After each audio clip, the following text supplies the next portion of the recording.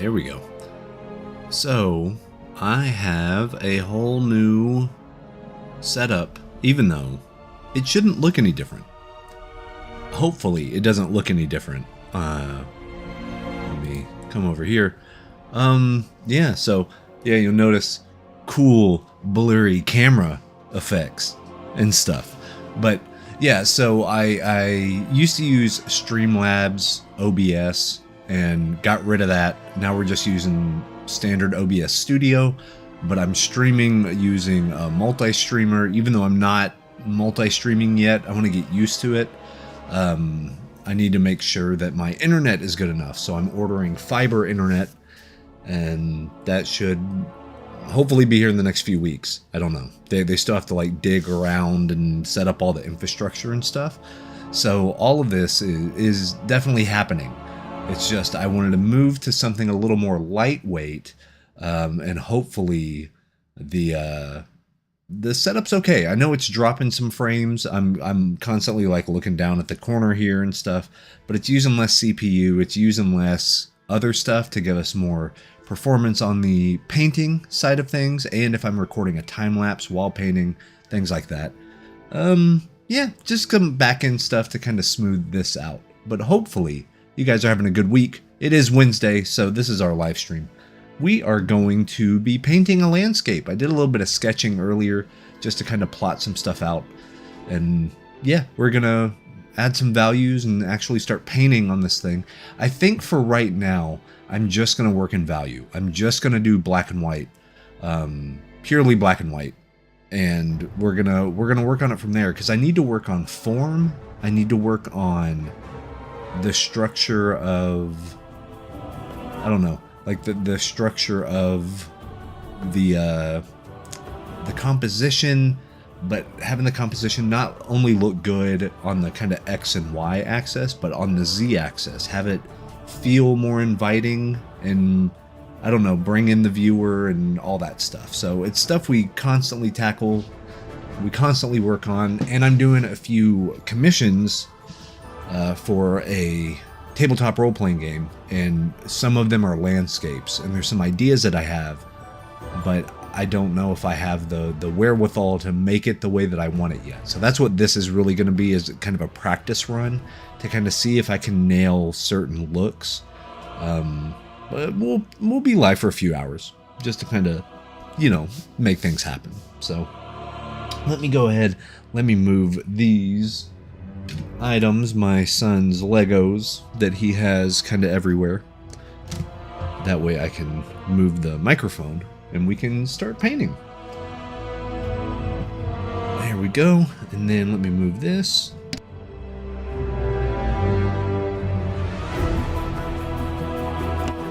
Alright, so that should be good. Let me know if the sound levels are any different, because I did have to redo all my sound stuff whenever I got the new program. I imported all the stuff from the old program, but, you know, settings can be weird like that. So let me know. But we will go... I can do the art with the cam right here. So yeah, this is our sketch. I am using Clip Studio. Also, I might actually do this. Boom, to where there's no stuff kind of in the way, right? So that way we can just get a full-on good look at kind of what we're working on here. But yeah, so this is the sketch, kind of a forest woody thing, and yeah, I need to put in the values. You can see I made a value layer right down here. I have my sketch layer right here. Might actually put this over on multiply. That way it'll always be darker than what we need, and then lower opacity a little bit. That way we can come in here. So I'm gonna block in. I'm just start blocking in.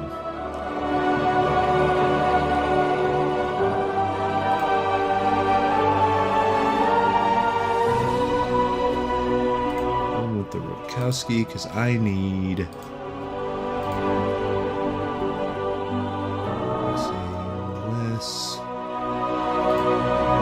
Let's do that. Let's do opacity and flow. So I'm going to just start blocking in some values here. I'm going to keep glancing over to this monitor because I have my chat window up. So, you know, we'll make it happen.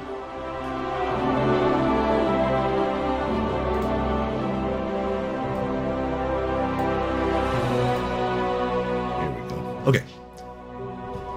So yeah, I'm going to block in. I'm going to use the old standard of the further back something is, the lighter it is. And as it gets closer, the value scale sort of darkens up a little bit. Give us that sense of, you know, that sense of progress and progression in the landscape. So if we want this stuff back here to be a little bit lighter, right?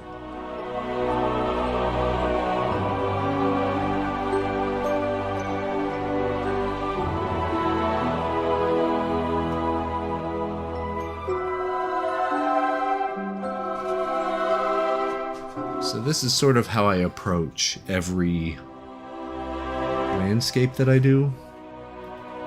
I always use that formula of lighter in the background, darker in the foreground. It just helps me separate my planes a little bit. And of course we're going to come in and like refine this in a little bit, but for right now you got to work with something, right? A little bit darker here. Let's do this.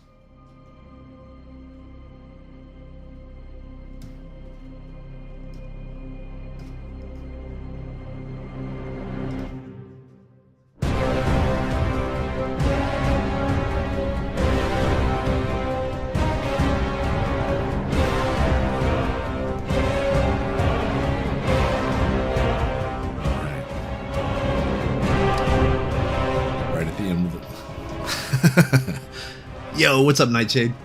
Good to see you.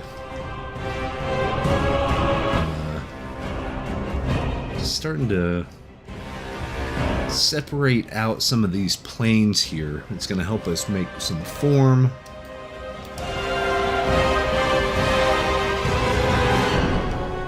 And really kind of nail in our values. Give us a little sense of depth here before we get too far into it. That way we can render out and stuff. I think this tree right here is going to be closer to us though. You'll see a bunch of squiggly lines here. This allows me to sort of make up what I want as I go. It kind of gives me a map on what I can do. Like I know these rocks are going to be foreground rocks and stuff, but then like here we can just kind of make it work as we go.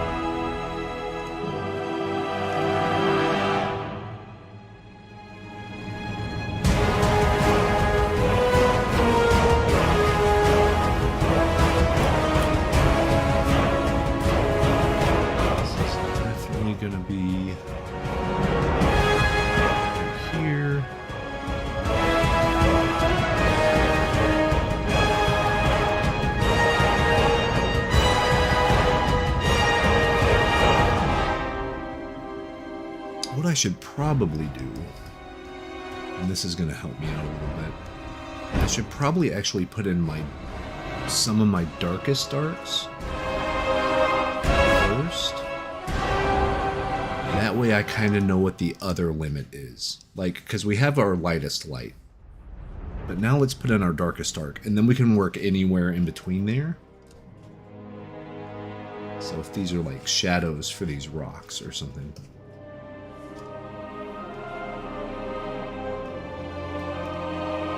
Yes, so this is good ear. This is the I think the battle for Azeroth soundtrack. I have a ton of the WoW soundtracks. I also have the Guild Wars soundtracks, which should kick on here in a minute. But something long form that also doesn't get like copyright struck immediately, you know? Because that's never fun. That's never fun, getting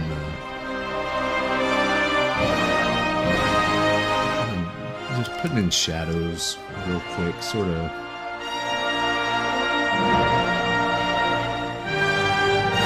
Because what I'm hoping is I can kind of put in these values. And then I can sort of have the aha moment, like, oh, I see it now. And then we can paint from there. Just giving ourselves a little bit of shadow and light to play with. And then we can kind of see how this looks as we go further.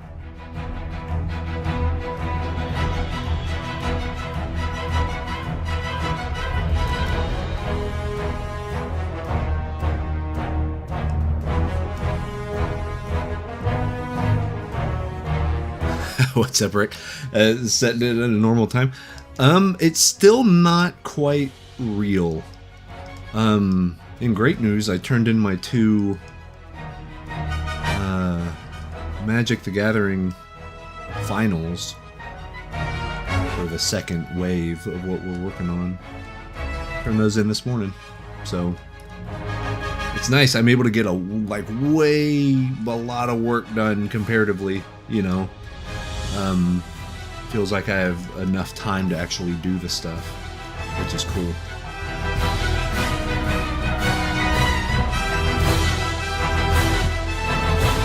I'm gonna just keep kind of building into this. So right now this is looking real messy, but that's sort of the point. Is because the goal is, I'll show you this real quick. We got the kind of 50% gray, then we're doing lighter, and then the darkest shadows. But then it's going to really start popping whenever we like get our highest highlights again. And like you start coming in and doing these highlights.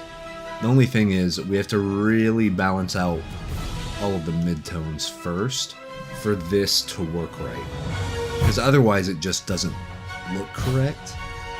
So really getting in our value composition is going to make this one work. It's kind of the do or die of this. Because technically, since these rocks are closer, they will be darker on average. And I say on average because the highlights are going to pop more here. Even though that kind of breaks the rule that I'm normally used to. Like, see, normally this rock would be right here with those dark shadows right there. And the same thing here because these are just closer. But I want these to be hit with pretty good highlight as well. So that balance is where... because that's going to be the thing that gives us the good looking depth. Like the type of depth that it's believable as a real place, you know.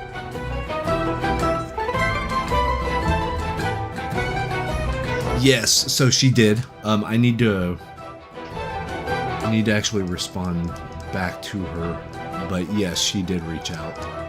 And yeah, I mean, it's so funny how good everybody gets so quickly. People putting in the time and just working their butts off, man. It's amazing what can get done. But I mean, they are ready for prime time.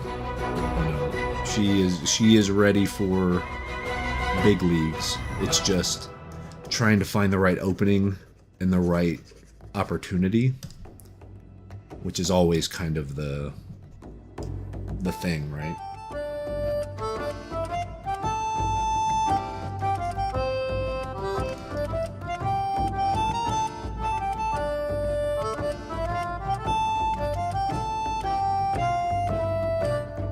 You'll notice I'm not using a lot of painterly brushes. I'm just using a bunch of like hard round brushes right now. Or various kind of versions of a hard round brush.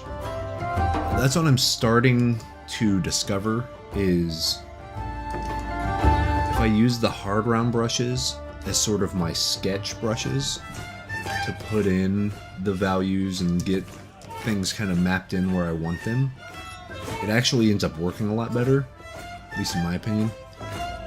And it's easier to do the painterly stuff on top of it because you already have a decent foundation.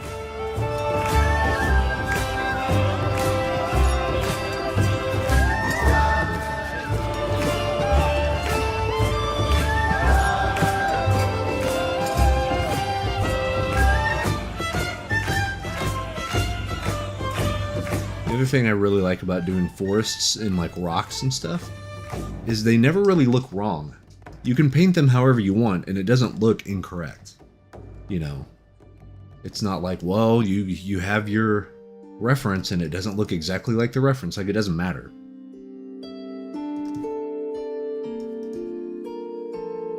A little darker here. You can start seeing how the balance of the lighter and darker are starting to work together.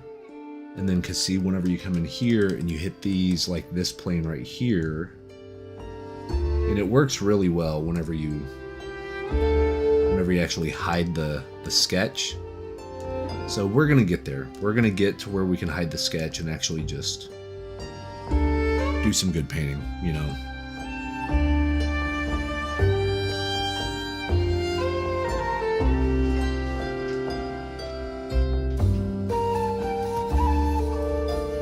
Yeah, I mean, that's to make that jump, that leap.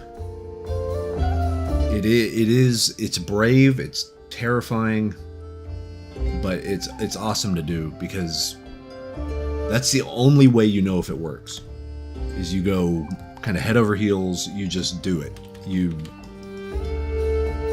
know, no ifs, ands, or buts. Like I always say, you burn the boats. You get to the island, and then you're like, all right, I'm here. Now I'm going to burn my boat, so now I have to make it work.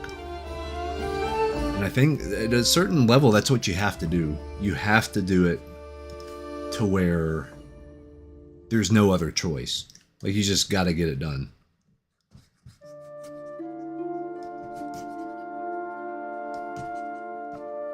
Stuff like that, those had, like up here has some light. This is really just finding forms right now. Kind of what we're looking at. Because I think this would be cool as like a little stream, but maybe not a full stream of water. Maybe it's one of those that like you can tell this is where water has been, but it's kind of dried out a little bit. A little more storytelling, you know?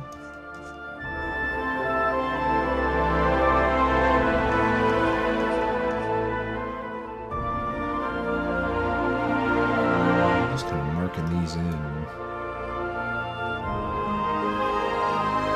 think what might help.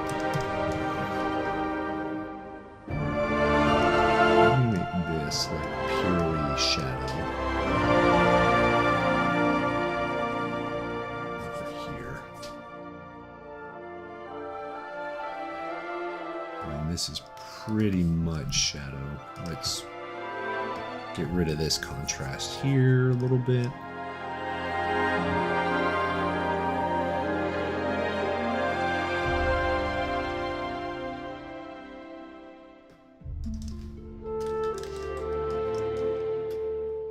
Thanks, man. I appreciate that. Yeah, and you know, it is what it is, and it sounds how it sounds, but like, now there's no other way to go. You know, I had family members in the past wondering why I wasn't working for myself.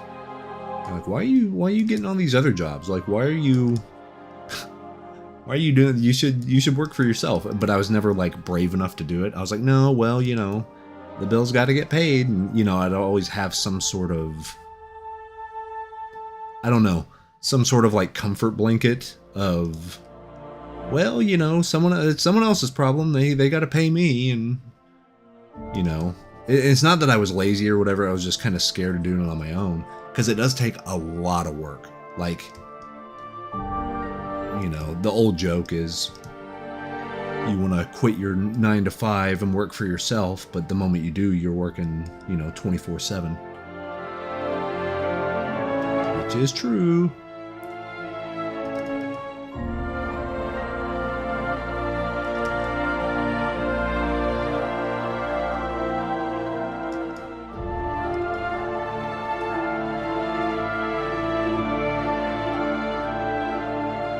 Yeah, they would be excuses.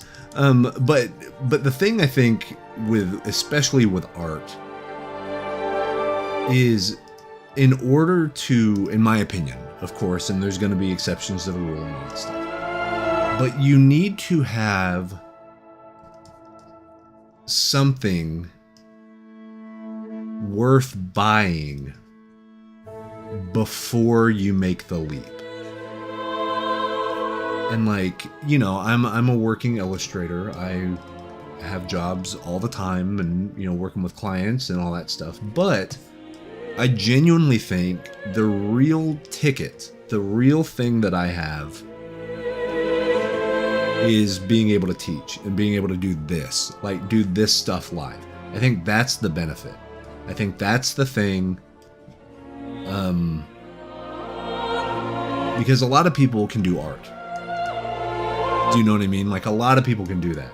But the secret sauce is being able to mix it in such a way and deliver it in such a way and execute it, but also execute the other stuff. Like, I know how to make custom brushes, so I sell brush packs, and I know how to, you know what I mean? Like, there's more, I don't know, there's more to it. Like, if I was just the illustrator, I would do okay, I think. But I think the other stuff helps that get better.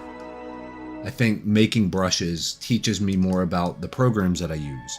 And then as I use more programs, I can talk about them on my YouTube channel. And then I can give tips and tricks. And then I can, so it all kind of feeds into itself.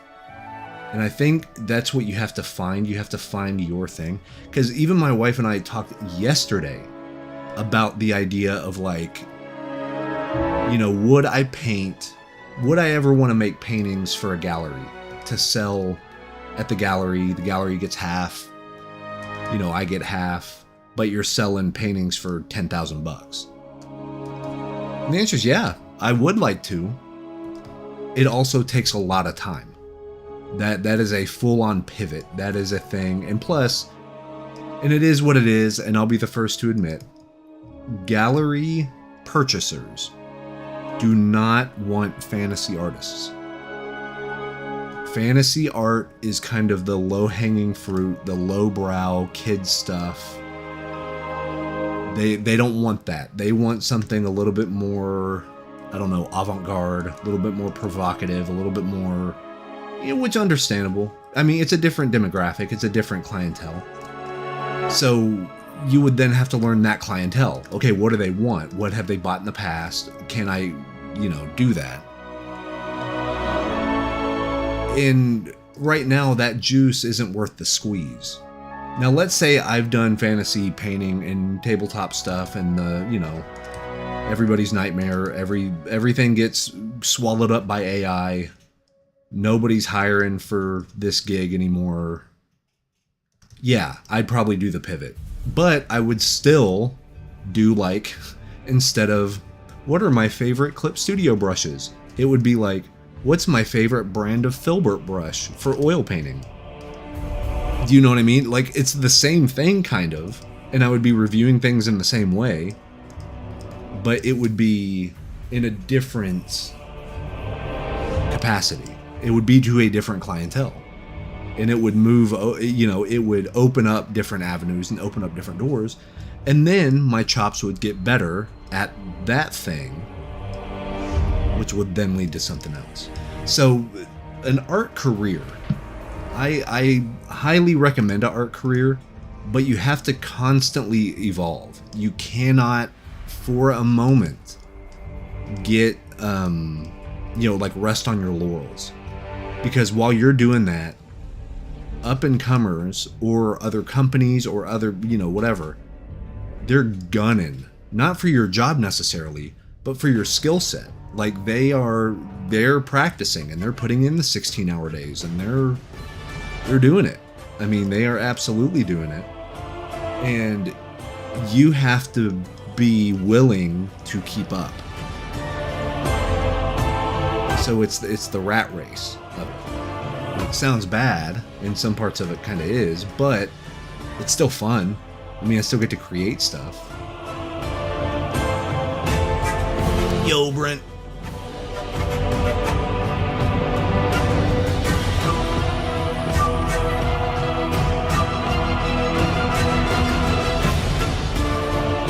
I know, so I'm a big fan of Feng Zhu. Here on YouTube, he does design cinema and stuff. He does a different deal entirely. He does concept art and like actual design, which is a whole different wheelhouse than what I'm doing. Like he kind of lambasts what he calls like man with stick paintings. Like I'm doing kind of his kryptonite right now, which is like a craggy woods. He considers it lazy, and you know, fair play, because he can do that stuff in his sleep. But he talks about if you don't do 17, 18-hour days for 5.5 years, you don't get to be in the big leagues. And I mean, if you go read those comments, man, they come after him. But that's his reality. That's how he got into the business. I mean, that's how he's worked on Star Wars films at Lucas Ranch, and you know, he's done the deal. He knows it. He teaches it for a living. So he sees what his students do, and he's like, okay, well, the students that are ungodly amounts of hours into their course curriculum usually do better. So that is his reality. And not to say that it's right or wrong or more valid, because everybody has a different journey as far as the timetable. Some people just make it, it's like YouTube, really. Like I've been doing YouTube for 11 years. Actually, probably more than that. And I just now have 11,000 subscribers, which is a lot. You look at the number and you're like, oh, dang. Homie has, you know, 5-digit subscribers. Some people open up an art channel, specifically an art channel, and they will have 11,000 subscribers in about 3.5 weeks. What took me 11 years, other people get in 3.5 weeks. You know what I mean? But I'm not a YouTuber. That's the difference. Like, yeah, it kind of sucks. I'm like, man, I wish. But I don't live or die by an algorithm. That's not my thing. I don't do the cool cuts and the big production value type, like, that's just not my MO. That's not why I do YouTube stuff, you know. Just everyone has the slightly different take, and I think that's what makes things interesting, because the results come at different speeds for different people.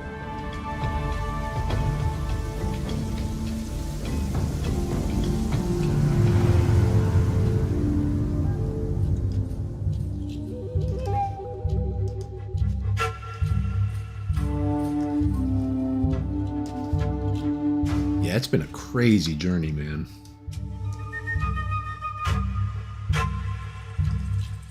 Well, and what's funny is I actually think, you know, I'm not going to put my eggs in the basket and be like, well, now, you know, I know for a fact my channel's going to blow up, because I don't actually think it will.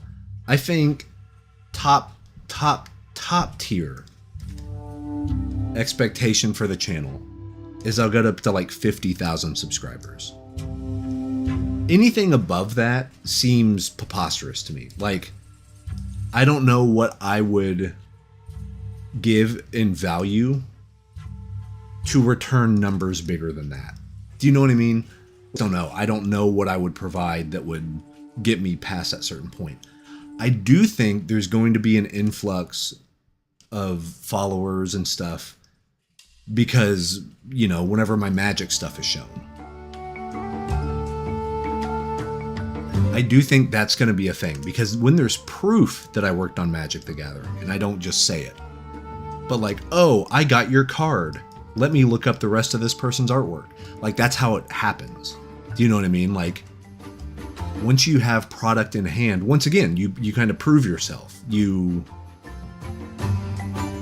can say the thing all day long, but until somebody has one of your things in their hand, it's not real.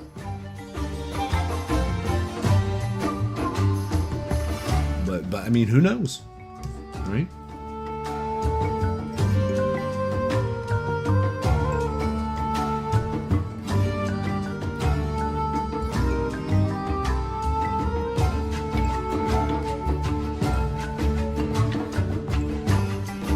that's I mean, hell, that's what I do, Brent.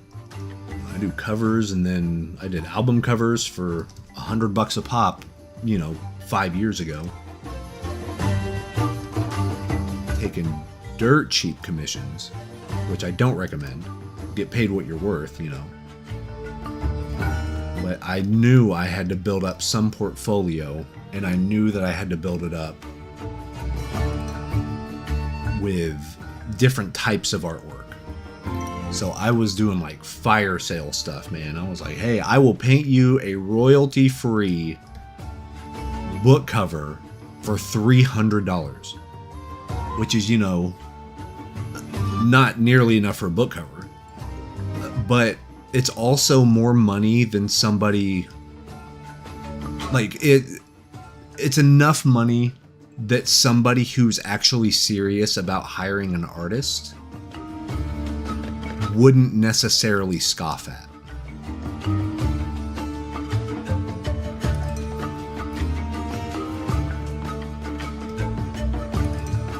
But like I said, that was 5 years ago. The whole thing's kind of changed. I would actually tell you to charge more than that, even for your first outings.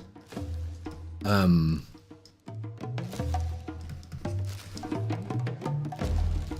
yeah, it's interesting because you got to build a portfolio. I think your portfolio is everything.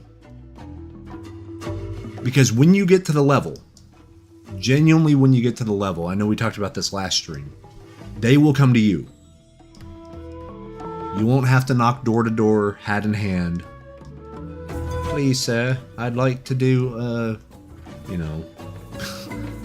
like to paint your book cover, sir. Like, you're not having to hustle your wares. The reach kind of gets out there. Because you can only control what you can control. And as an artist, what you can control is your quality of work.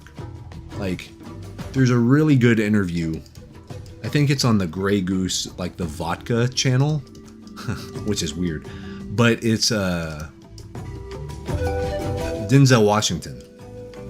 And then he's talking with Jamie Foxx. And one of the pieces of advice, Jamie Foxx was like, yo, I know your family is also, screenwriters and they're, actors of their own and all this stuff. So what's some piece of advice that you give them? And he said something that Denzel answered, and he said something that I still think about. And I still try my best to, like, actually have it. Is he was like, it doesn't matter how often you are. So, like, it doesn't matter if you're on every late night show. It doesn't matter all that exposure. It matters how good you are. I don't care what you've been on. Are you any good? And he was like, he basically said, if you drink too much water, you will drown. And I thought about that and I was like, oh man. And it was funny. After that, I started taking on less commissions. I would charge more, but I took on less commissions because I was like, I need to spend more time on each of these. Because my early day stuff, man, not very good. If they were, I don't say that as like, oh, you're being coy. Like, no. If I saw my stuff come across my desk now, I would redline the hell out of it because there's a lot of just basic mistakes. And it's like, no, we can't use this. This is actually not usable. So thank God I only charged somebody $300 for the book cover because it wasn't a very good book cover. You know what I mean? Like, you just got to learn the ropes. And I mean, and they were an indie author, so they were learning how to deal with artists. And like, so you're all kind of in it together. But what I'm learning is it's really not about like, I'm everywhere on every product of every deal because like, yeah, that's nice, and the exposure is nice. But it took me nearly 6 years to get Magic the Gathering. Do you know what I mean? It took me 5 years to get the Ravensburger, the Scum and Villainy set.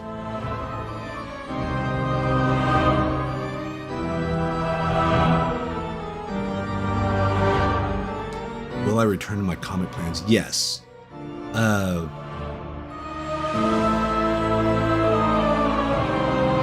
and sorry, Jesse. I think I think the audio is okay, but I think the stream is dropping frames. I have really crappy internet. Crappy as in, like, it's not very reliable. And I'm hardwired in, I got routers, I got all that, you know what I mean? Like, I got it all set up, but it's just, I think it says right now I've dropped like 2.6% of all of my frames, which is actually why I don't have my webcam on. Because that seems to desync more, and it's more weird to like watch somebody's mouth move and the words don't match up.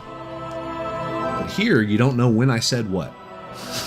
You just see a painting and kind of, you know, that kind of deals with that, right? But yes, so I am not only going to be doing my comic plans, but I think I'm going to do those after I do kind of a world building book, because I want to learn. I already know how to do self-publishing on Kindle, but I've never self-published an art book on Kindle, or like Mobi, or, you know, EPUB, that sort of like for e-reader type things. So I think I'm going to do that first, because that's going to get me reacquainted with like Affinity Publisher. You know, I used to use InDesign, but I don't use Adobe stuff as much anymore. So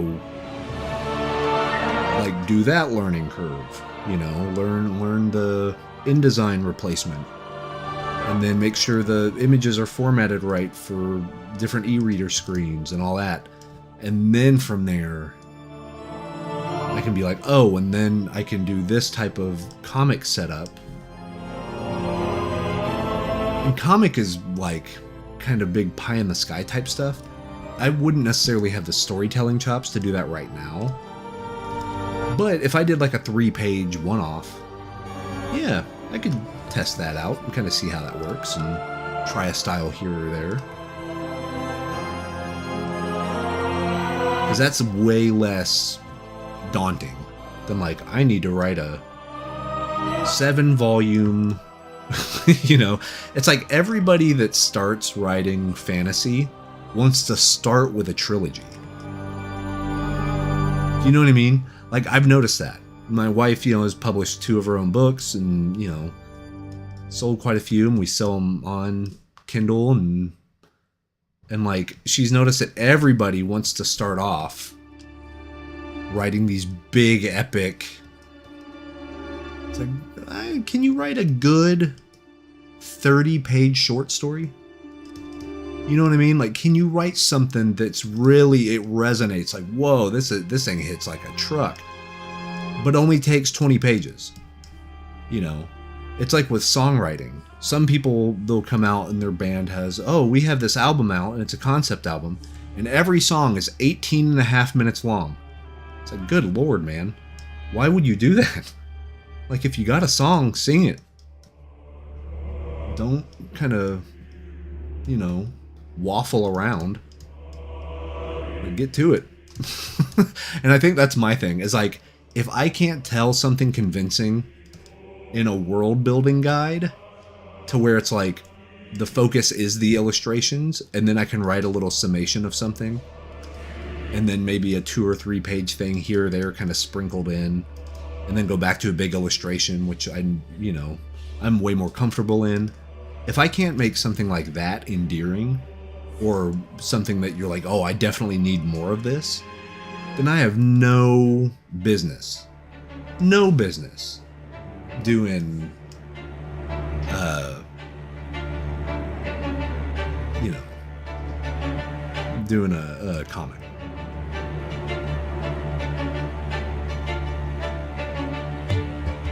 Old info. Sounds sponsored. I mean, that's the thing. You got to make all the mistakes. You got to make basic mistakes. You got to. Let's keep that one back here.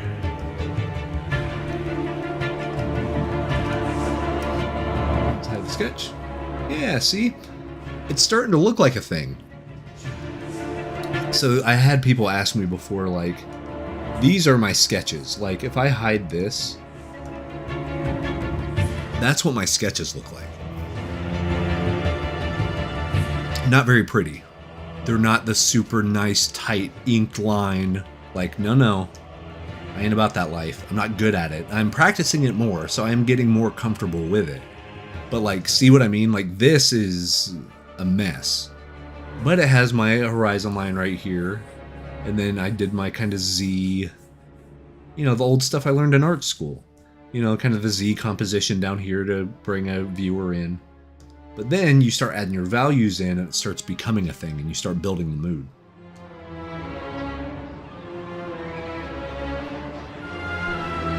And the goal is just to kind of get little bits of detail here and there.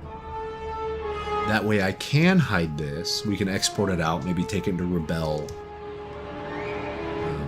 Do that type of thing. But really, working on the values is just fun right now.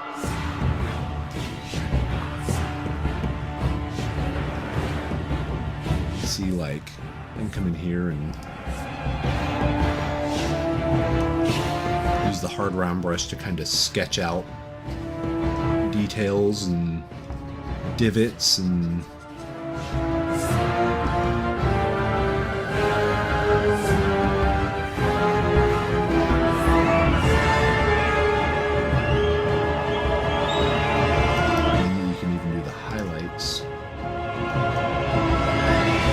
just all form right now, right?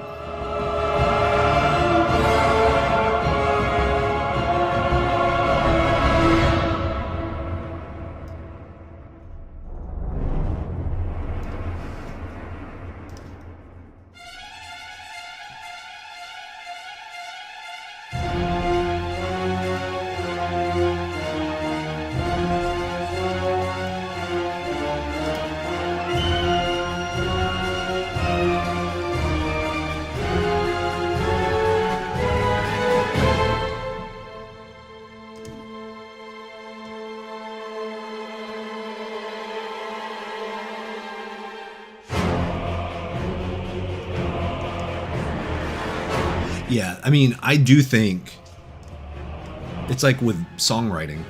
I think writing a 1.5-minute long song that has everything would be impossibly difficult compared to writing like a 16-minute. Because over the course of 16 minutes, you're gonna write something good. Like, there's gonna be a good beat somewhere in 16 minutes, hopefully. You know what I mean? Like, you'll hit it somewhere. But to narrow it down and like fine tune this thing to be like a diamond, that's where the skill is.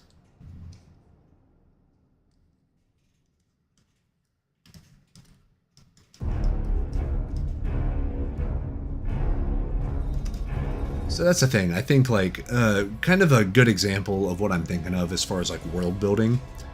Ashley Wood, he made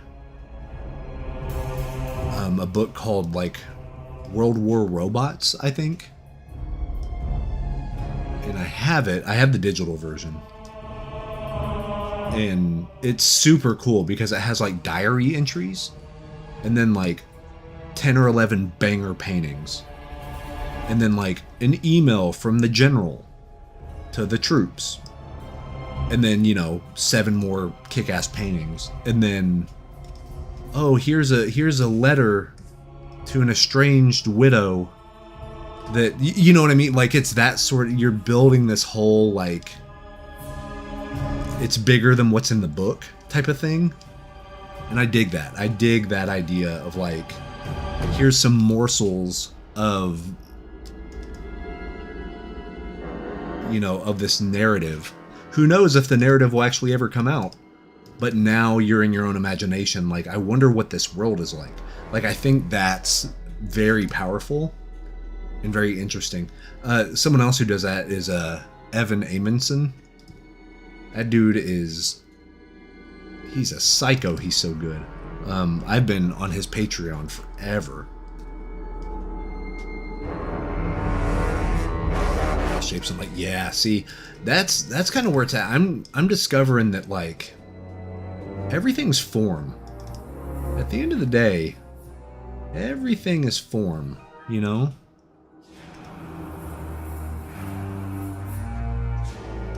It's that checkerboard of light on dark on light on dark.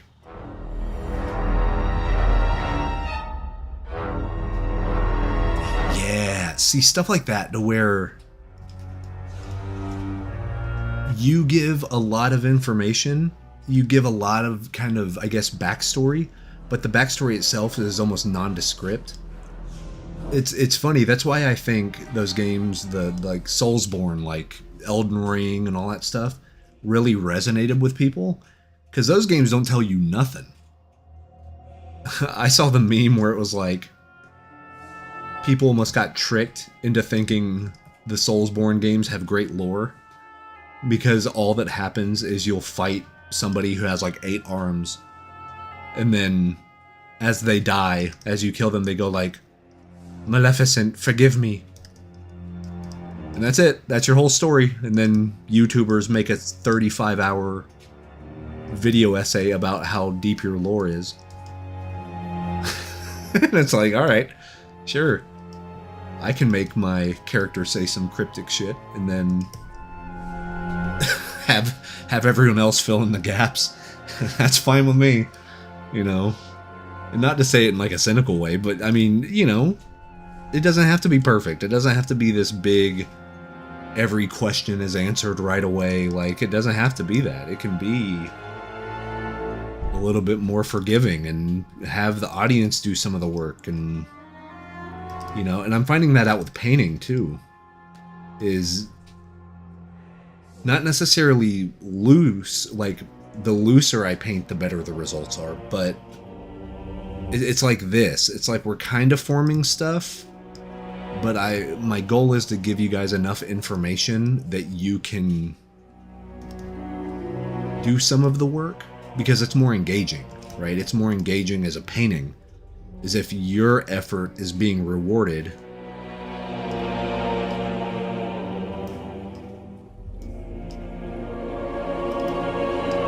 I do think there's something to that, you know. Because I think once you have all the answers, like stuff that's super rendered, and not like photorealistic, but super, super rendered, like the metal of armor has the exact reflection of what's around it, and like, I personally don't get a lot out of that. Like, looking at it as a viewer, I don't necessarily gravitate towards that as like what I would look at for pleasure. I appreciate the technicality of it, because that's hard. That is not easy to do. It takes a ton of time.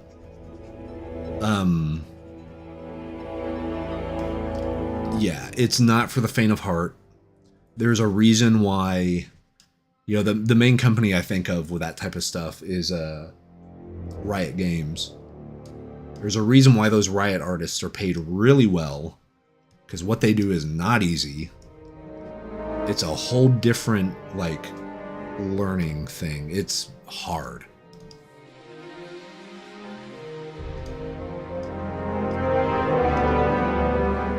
But there's not, to me at least, there's not a ton of, like, storytelling in the image. It's more of like, here's a cool pose. It's meticulously painted. You don't see a single brushstroke in the whole thing. And that's by design. I did work with Riot. And one of the rules was like, listen, you can't see brushstrokes. And I think that's also why I have not worked with Riot since. Is, you guys know me, man. I love me some brushstrokes. So it just wasn't a great fit. Like, it was a great experience. I liked working with them. But I don't know necessarily why they came to me to do the art print stuff, if they needed me to not paint the way I paint. And that's actually what I do with clients now, is if I notice that the client is asking me to do a bunch of stuff that I don't normally do, we literally get on a Zoom call and I'll be like, okay, why am I on this project? Why did you hire me? You know? And sometimes you got to be brave enough to do that. Be like, what is it? I mean, you don't want to look a gift horse in the mouth. You know, you don't want to be rude about it or whatever. But it's like, you would not hire me to do your photorealistic portrait painting. It's not going to happen. Like, and I have no qualms with being like, you know what? I'm not the right person for this. Let me either refund you or let's break off now. Best of luck on the project. If you need something more painterly down the line, I'd love to work with you again. I don't want to waste your time. I don't want to waste my time. You know, that's what you got to get decent at whenever you actually go pro. Is you got to know, is your client setting you up for success, and are you setting up your client for success? Because they could just be out of their element. They could just not know and just see, oh, what's the first person? I went on ArtStation and typed in this, and this person came up, and now I hired them. It's like, well, it's not quite that easy. Sometimes it is, but not every time. All right, Brent, take it easy, brother.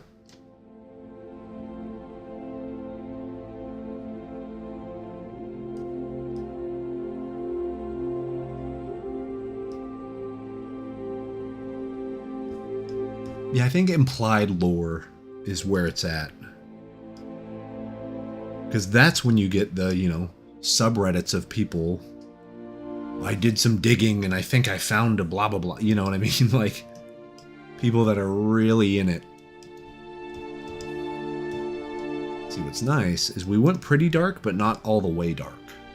So now I can actually come in and do even more form shadow, kind of the ambient occlusion stuff.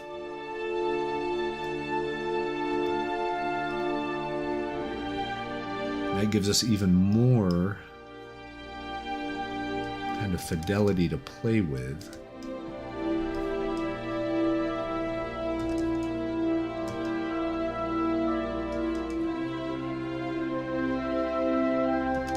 So let's see how we're looking without the sketch. Yeah. All right. It's kind of sort of looking like a thing. All right.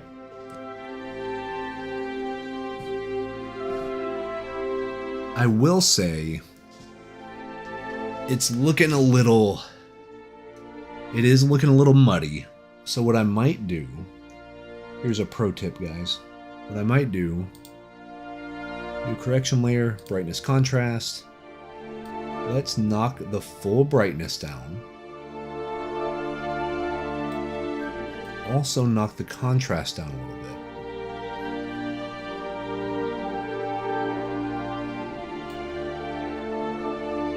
Kind of do this. Mert, what's up? Then let me come in here. Let's get a soft eraser.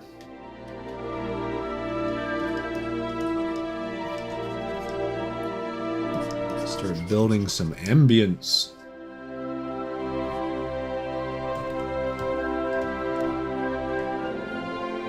And you can also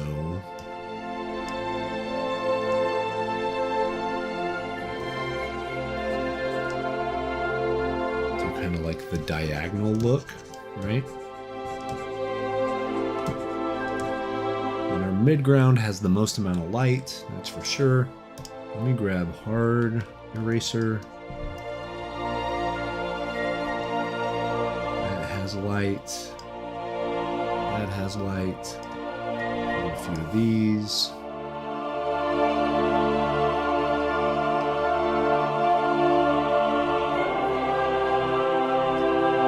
Yeah, if you ever feel your landscape kind of like getting away from you, you can just do this trick. You can do the brightness contrast trick to where you just lower the brightness on everything. And then you mask back in the light. Because it's going to give you more kind of elevated value control. You're basically introducing new mid values that allow you just to have more visual information on your canvas, right? That's sort of the gimmick.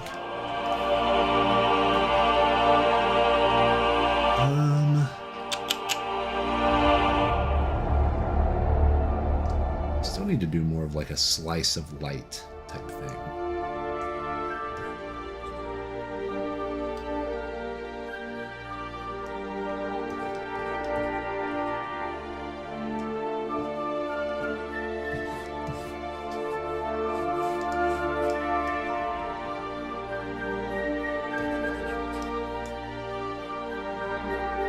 Something like that. Kind of the more sharper edges, you know?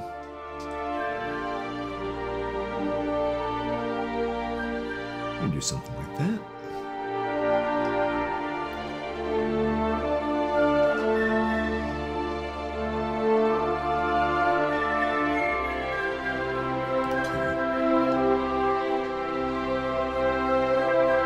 And then what we can do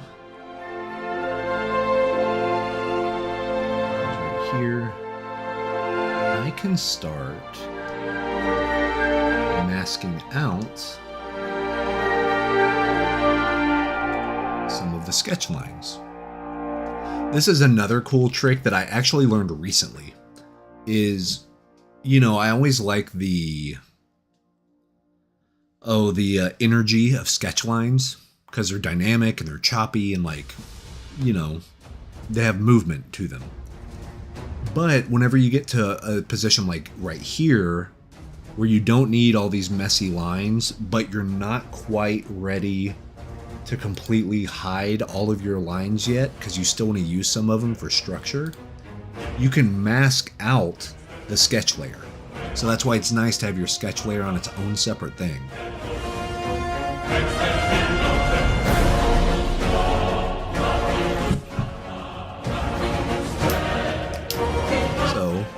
We kind of get rid of these, and automatically, see if we get rid of all the background stuff. See how automatically has the built-in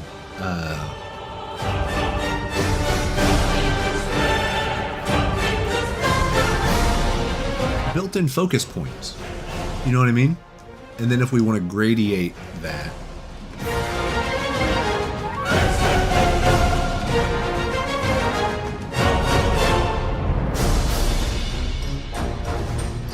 out of here. That way we can still keep some of these lines, but not all of them.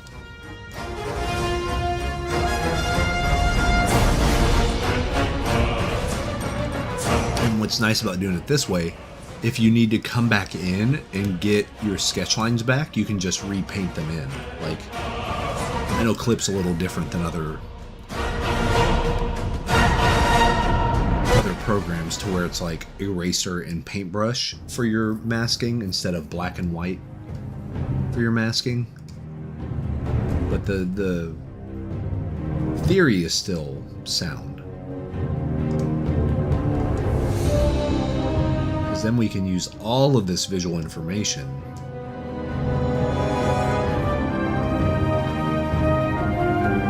and start painting directly on top of all of it.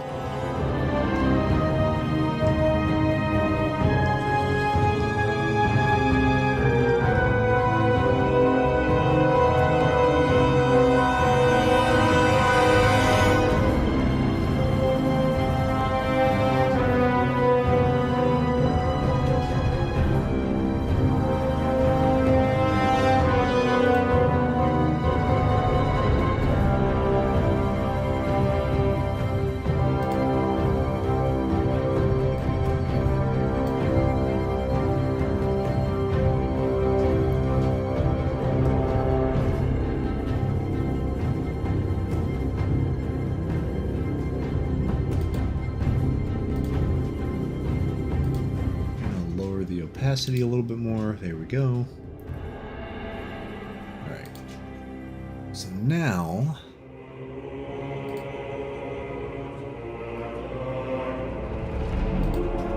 Actually, let's do it like this. Merge visible layers to new layer. Boom.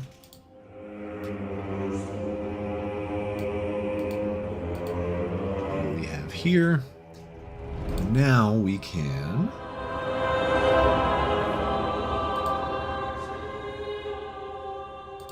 get some more painterly brushes and really start coming in and making some decisions. Because we have enough info here to kind of see what we're doing, you know.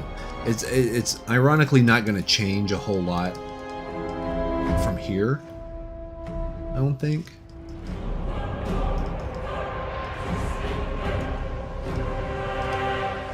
It's like, I'd like this tree to be sort of the main attraction. On like whenever you're looking at the piece, you're like, oh man, look at that tree.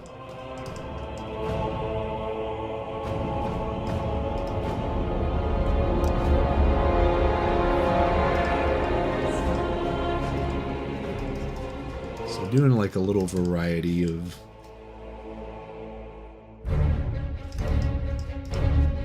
painterly brushes and grungy finish brushes and stuff is gonna get us on our way to getting some interesting dynamics.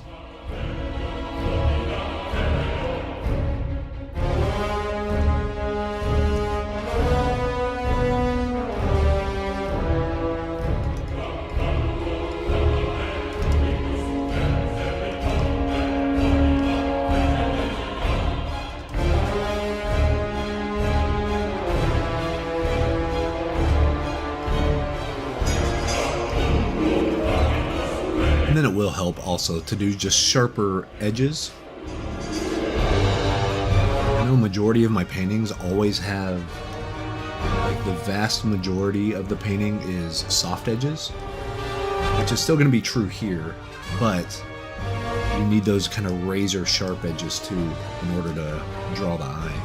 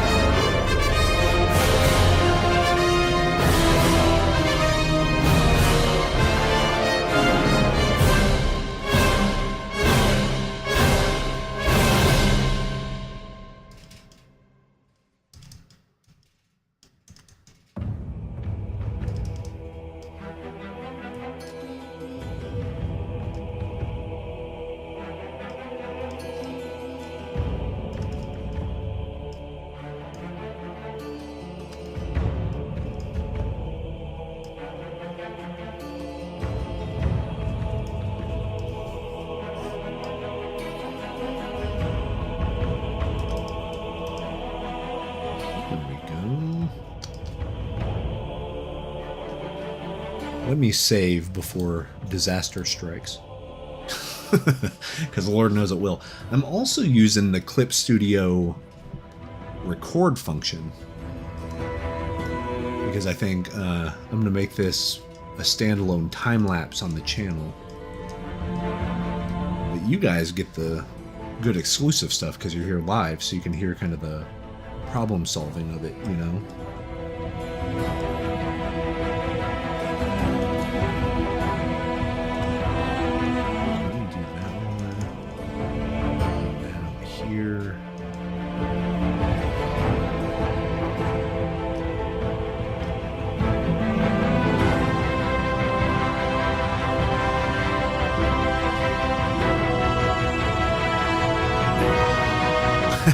Rachel. Big shout out to Rachel. Let us know what's happening, and we will karate chop the offender, whether that's YouTube or what. So I said at the beginning, I don't know how many people were here, so I am looking into getting fiber internet. It is going to kind of alleviate the drop frames. Because ironically, this just goes to show how kind of overpriced and bad my current internet is. I will be able to get fiber for half price of what I'm paying right now. And I will get... Oh man, what would it be? 10 times the download speed and 35 times upload speed than what I have right now. It's like a no-brainer. Because it's less money and substantially better internet. So whenever that happens, I will be doing multi-streams. I will be going live on both Twitch and here, because I'll be able to have the chat open for both, hang out with both. That way, if you have a preferred way to watch, you definitely can. You know what I mean? It's just I can't do that right now because, as you guys see, we're even still kind of clipping and dropping frames and stuff with the one stream. So right now it's just not feasible. It's just not doable. You gotta eat that fiber. It helps make you regular.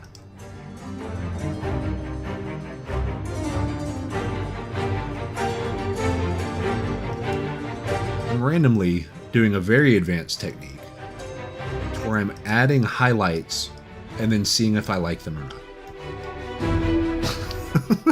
I'm just putting something down and going, yeah, that's fine. Which is like 85% of my day when I'm working on stuff. Like, alright, sure. Yeah, it's okay.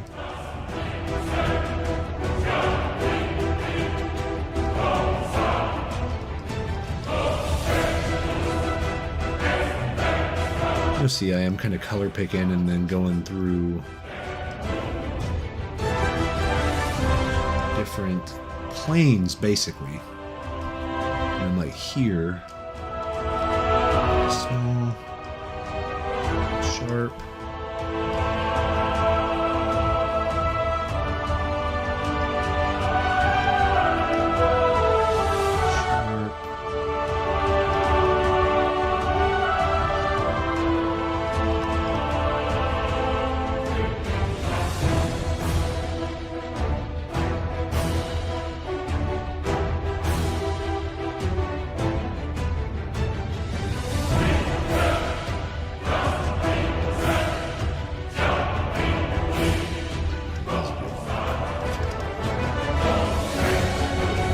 I'm going to soften out some of these really sharp edges here in a minute, but let's kind of see how I want this to look first. Here a little more.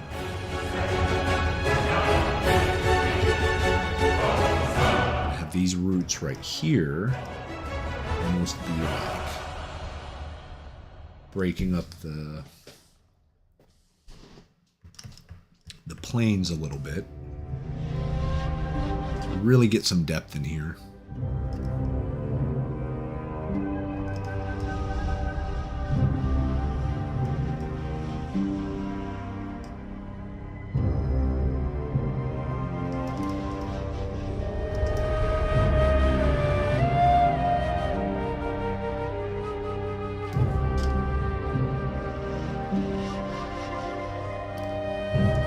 So actually, let me do this.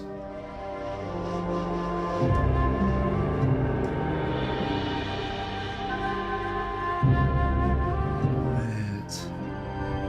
Grab that.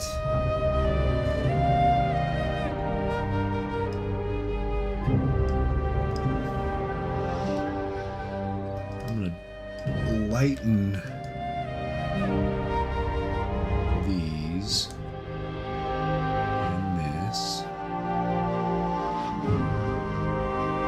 That to be further back.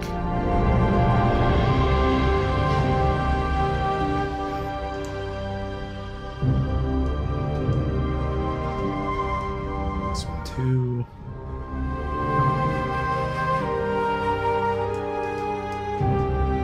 There we go. So that way This tree's kind of on its own. Or maybe I can... Let me keep this one darker. Part of this tree. So you notice how if I wanted it to be part of the trees back there, I made it lighter. But then if I wanted to add it back to this tree, I bring in these darker values again. You know, and then I can like kind of get rid of this edge, bring that up, and blend it back into itself. See? There we go. There we go. Nice and fixed.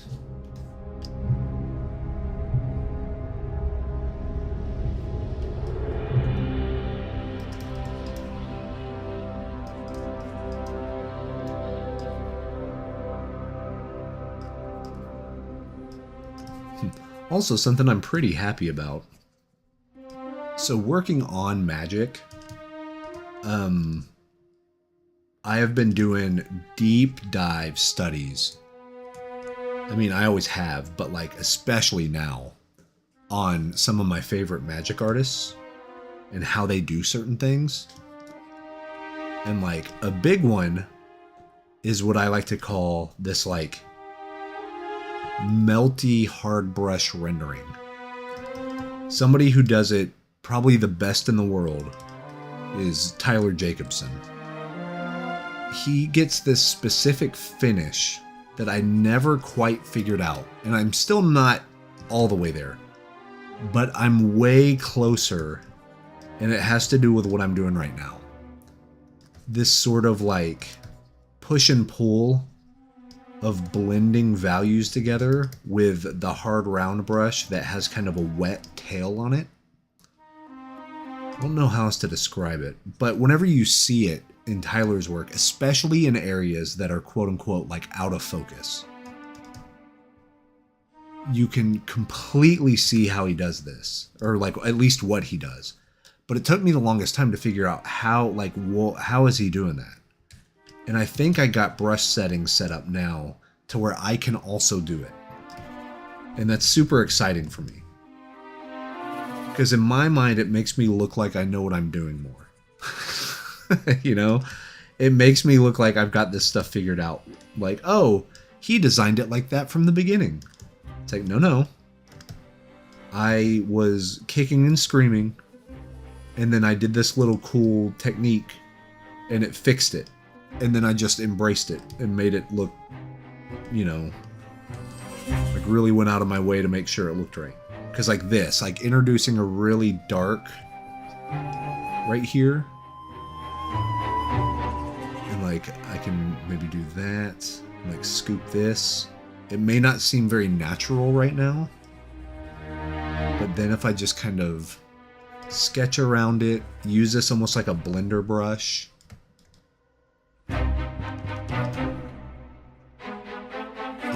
It starts to work. It starts to do the thing. Like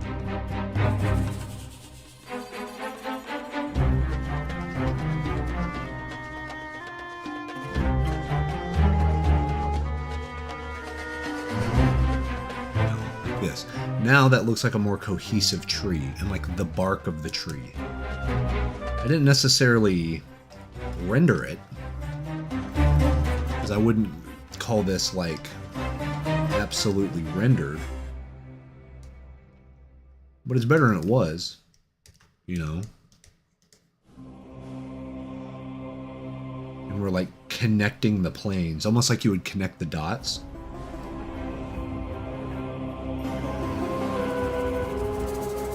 We're like blending the planes into each other.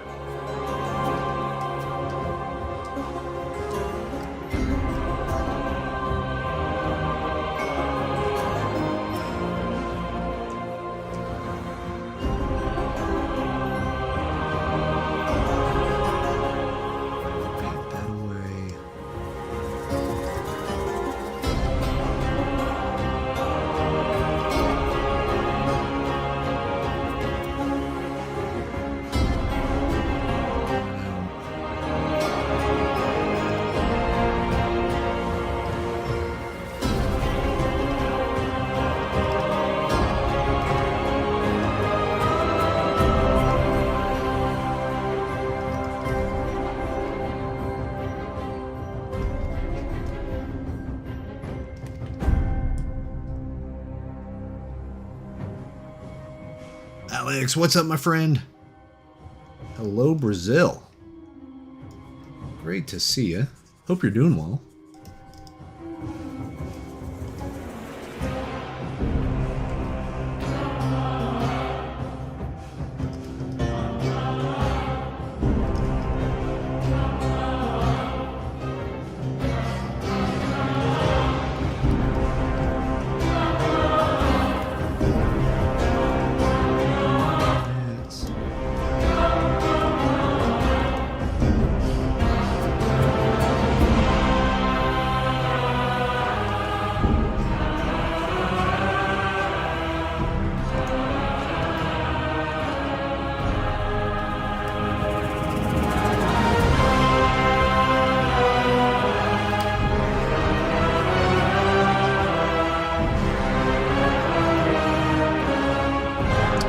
We're getting there.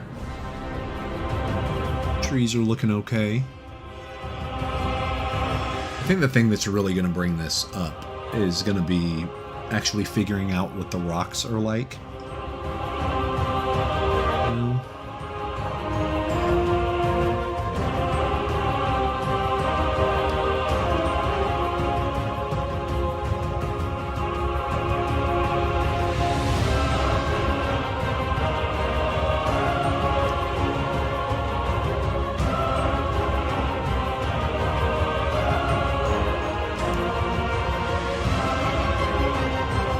What's real nice is I still have enough value to play with that if I want to do like a big highlight, like the sun is coming through, I can do pure white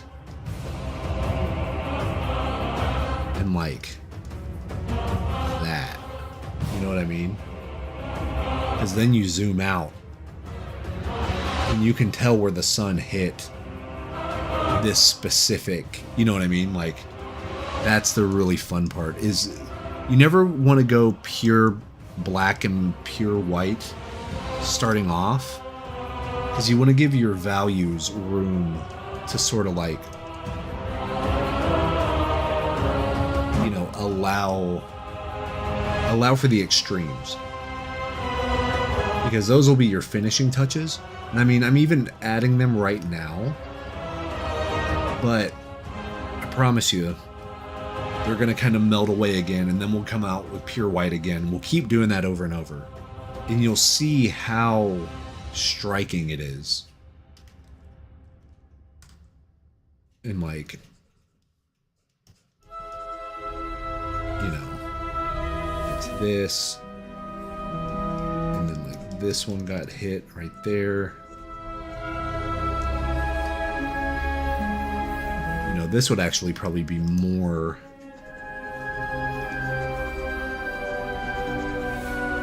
like fully developed as white.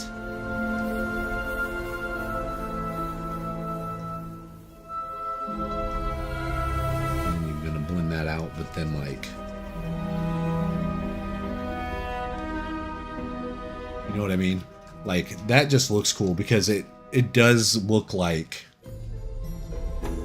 there are some big sun hits that are kind of piercing through.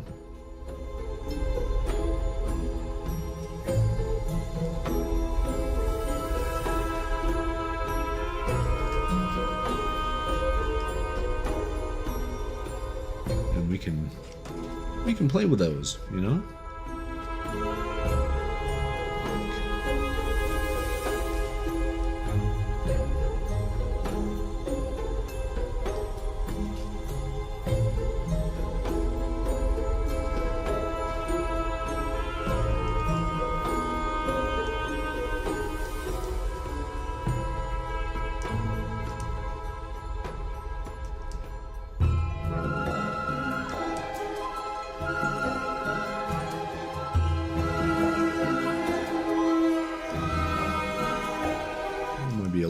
Too extreme, but we'll just get a darker, and we'll just come in and mute it out a little bit more.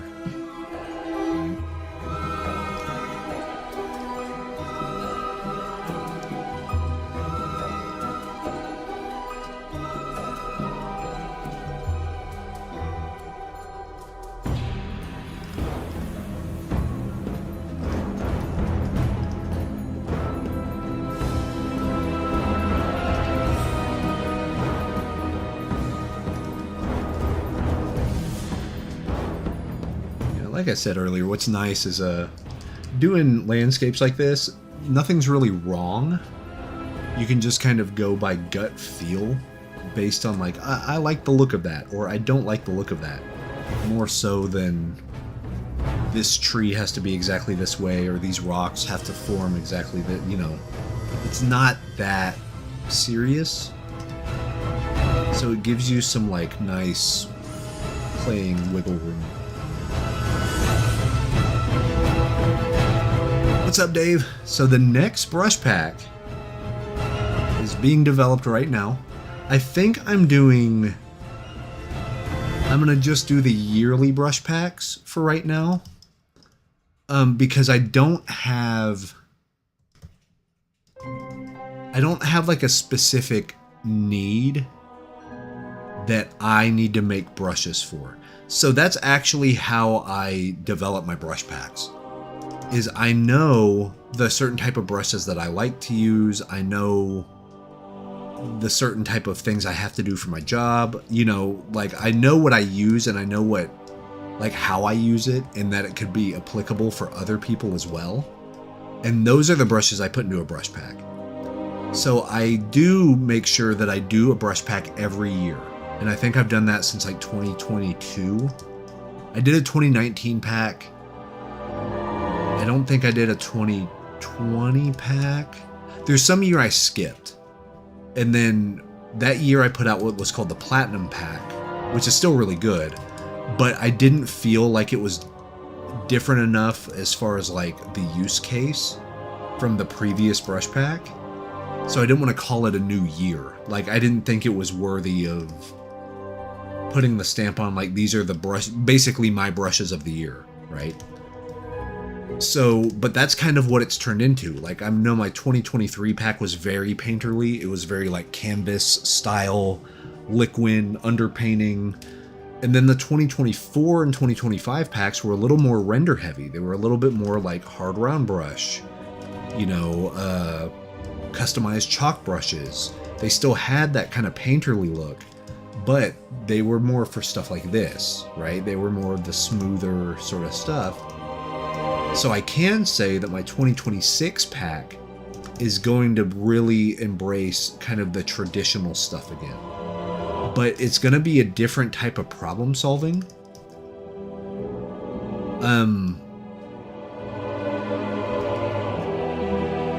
Because what I found, being a digital artist and being a traditional artist, but also working with other digital artists who are looking for that like traditional look, it's less about how the brushes feel, and it's more about legitimately what is the effect the brush does. Like, I've noticed that some of my most quote-unquote painterly digital paintings, I didn't actually use a ton of, you know, Filbert, Rebel, Art Rage, Krita's Memelio. Surprisingly, they started this way. They started more hard round brush, and then you add the texture later, which is kind of sacrilegious to a lot of people. They think, oh, well, that's not, you're not being true to, you know, the whole look of traditional being digital. But the effect looks better. It just looks more realistic, ironically. Doing it less realistically made it look more realistic. It made it, I got more comments about like, oh, is this an oil painting? No, this is a lot of hard round brush, and then I came in after the fact and like gussied it up to look traditional. It's surprising how much of an optical illusion it is, and I think that's what I'm going to embrace on the 2026 brush pack, is to train everyone in kind of what I've learned about like, okay, you want this to look like a watercolor painting. Here's how you would use this soft round brush. Here's how you would use this. And then use these 3 textures and you're done. And it seems counterintuitive because whenever you're making it, you're like, no, I don't think this is going to turn out right. I don't think this is going to look right. I don't think, you're up in your head about it.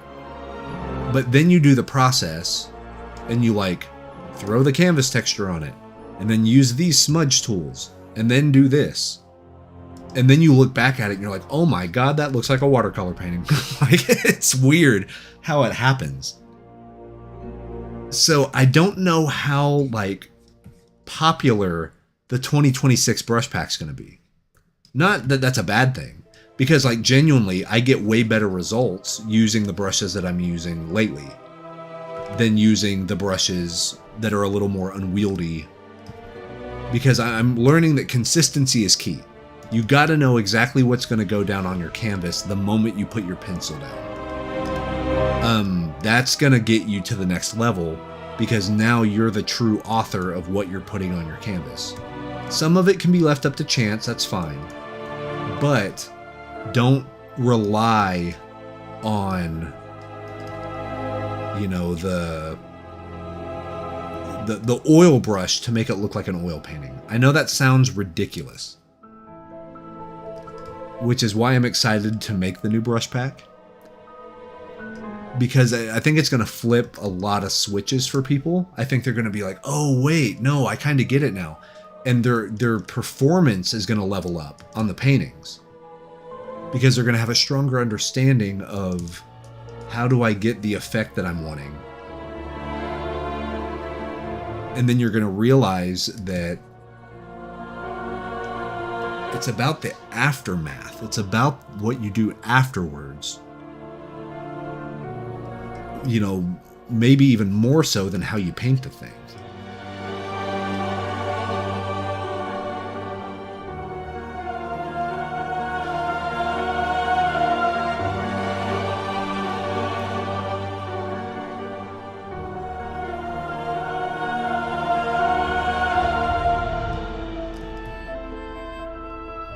So is it worth $300? It does. Oh, do you mean Clip Studio?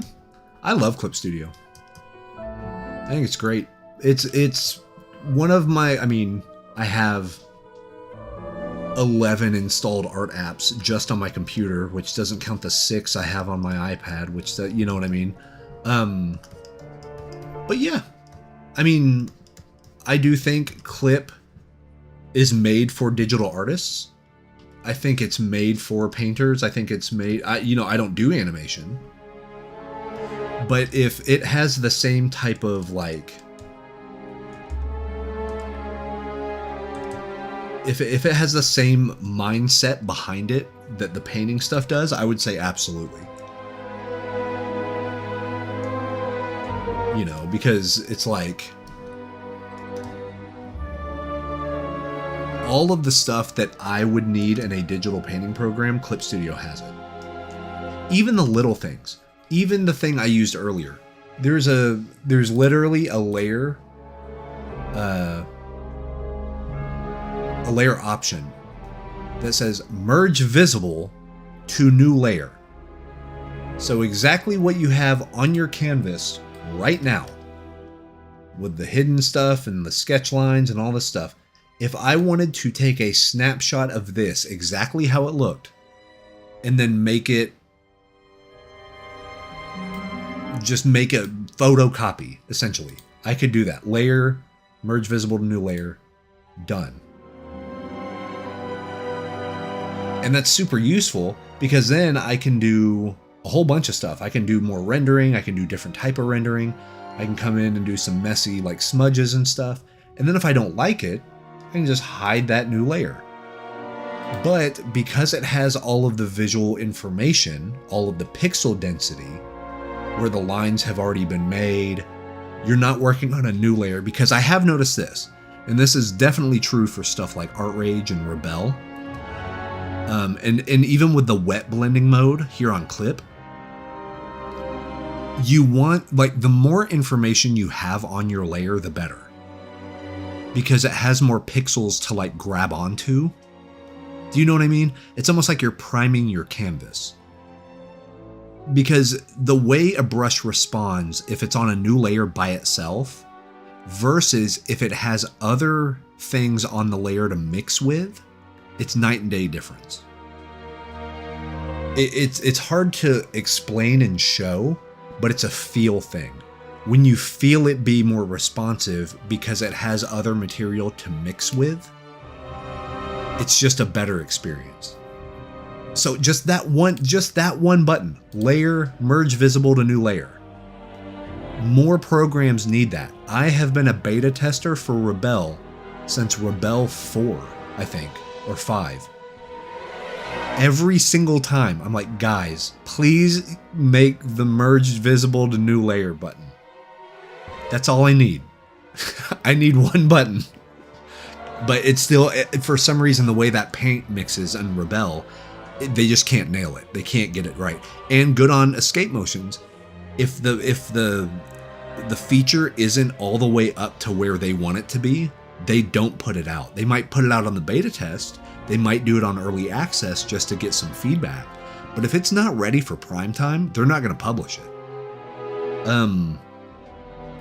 You know, so I think that's a good thing that it's not in there yet, because it means it's not ready. But God, I want that button. I want that button, man. This might be my favorite feature on Clip Studio, which sounds absurd and stupid because you have 3D. You can import 3D models now and use it to like trace and do your guidelines and perspective lock to it. That way you can draw, you know, interiors or architecture behind them and it's locked into the perspective. It's incredible stuff. I think my favorite feature is the merge visible to new layer.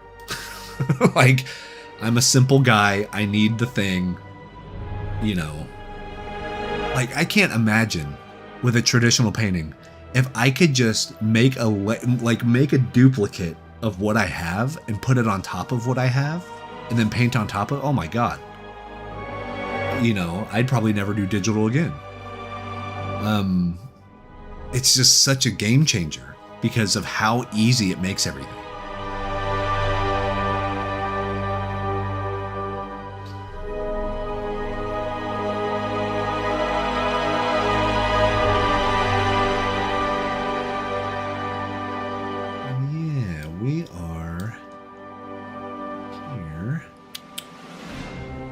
I guess I have to do the thing now to where I actually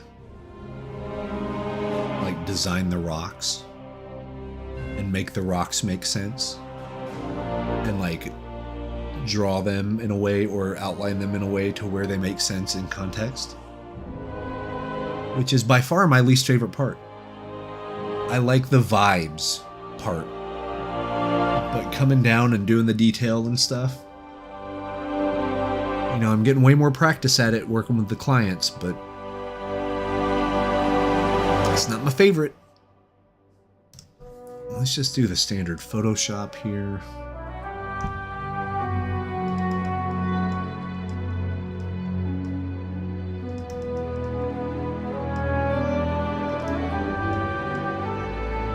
Something like that. Going down here. That's.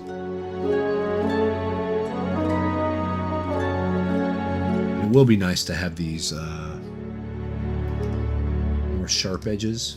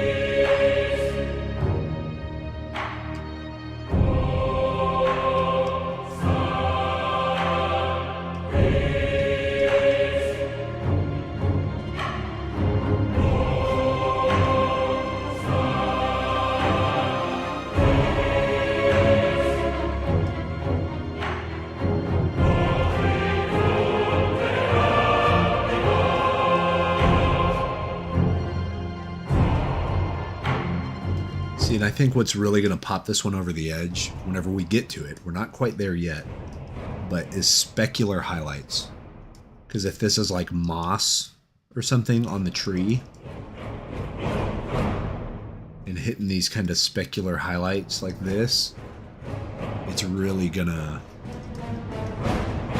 take this to the next level.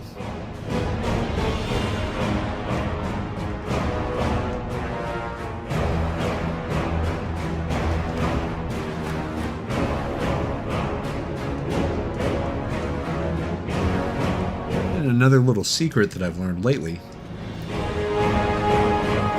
is use contour lines to really define your form. Because not only can you use, you know, nice brushes and soft round and all that stuff, but use contour lines. You see how I'm just kind of etching in these lines like this?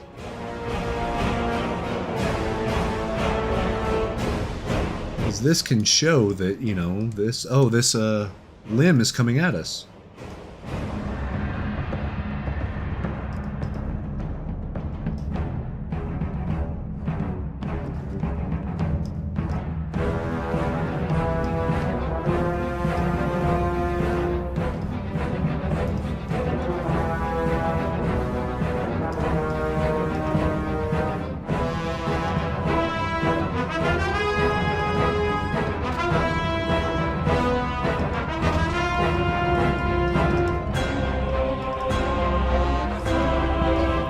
Sharp ones like that.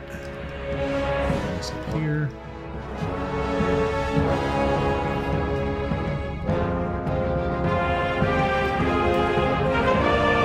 Let's see, we'll just get the wet version of this brush. And if we need to blend this in, go around the edge right here. Look at that, see?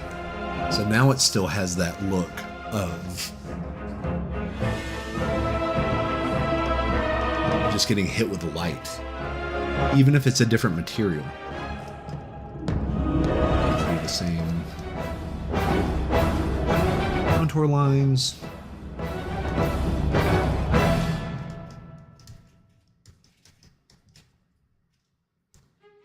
Cool. Let me bring this out.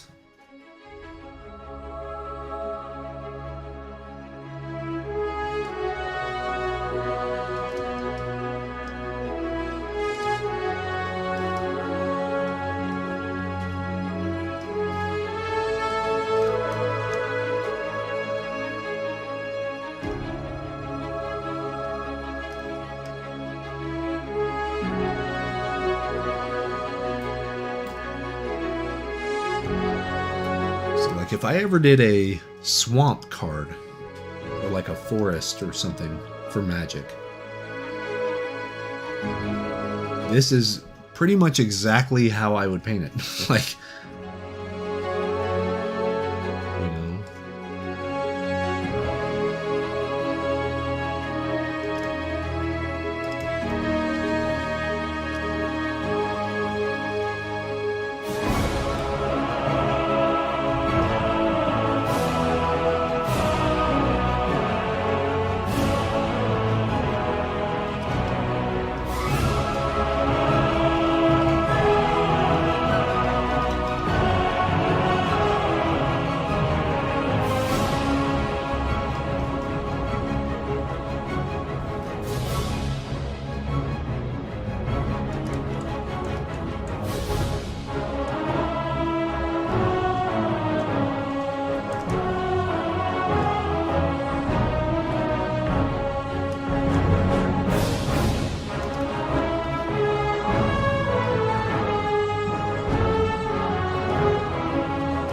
I was going to ask you guys, is there a specific topic you would like a more detailed tutorial on? Because I think I'm going to do a stylized portrait class. I need to practice some more to really get down the workflow that I want. But is there a topic, because I've done like a landscape course, you know, I've done a traditional looks for digital paintings course. Like, is there any specific, I've even done a course on like making card game art with Vario one.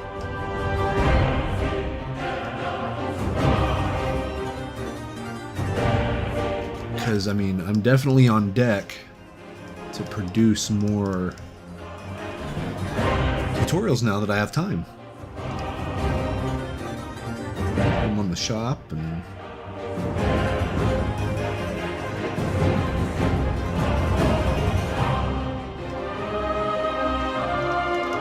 It's kind of a tangent. Let's get rid of that one.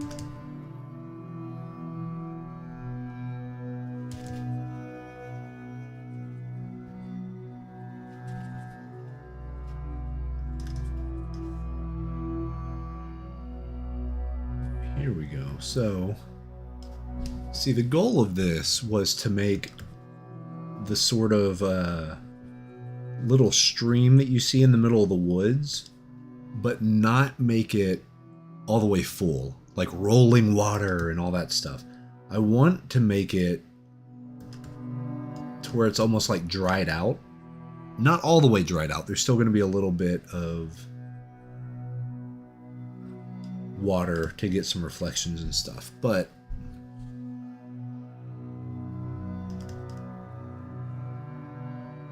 something a little more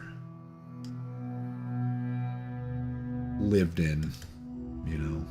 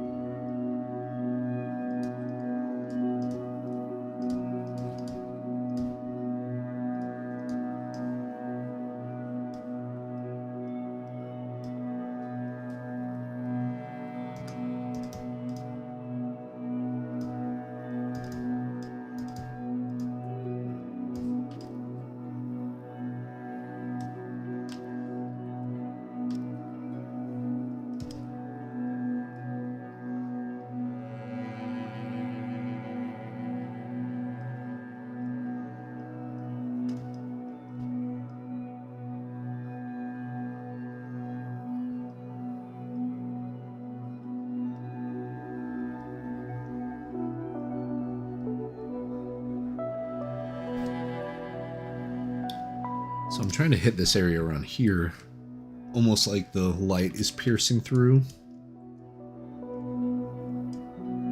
Not it being super obvious, but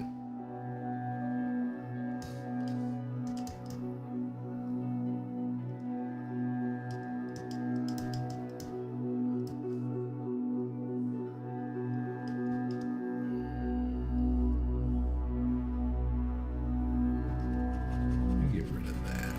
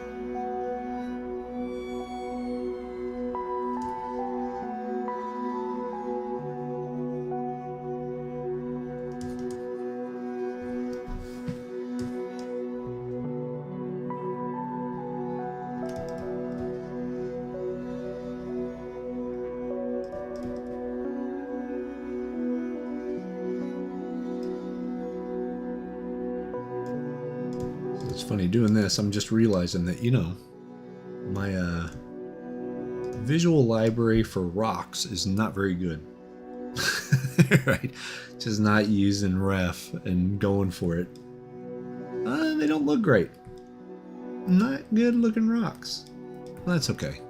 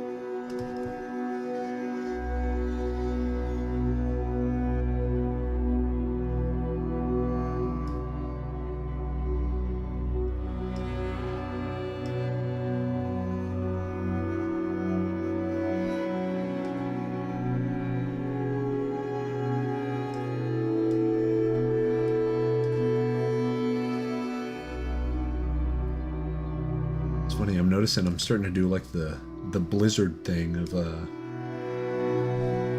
anytime there's a shadow and a highlight type deal. If you come in, you do one of those, one of these. And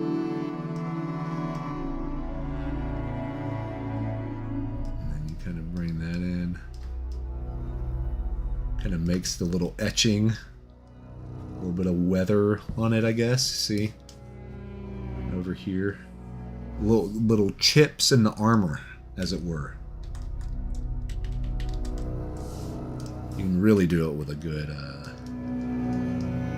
yeah, look at that. Good hard round brush.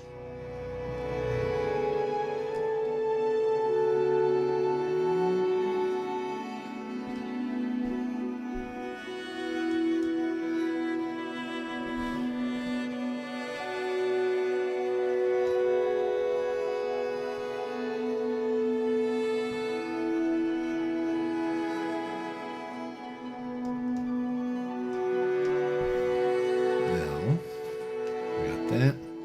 We're going to do our brightness contrast again. So here's what we did on that layer. Let's save. Layer. Brightness contrast. Brightness down.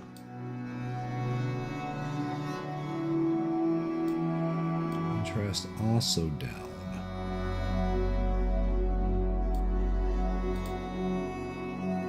And here,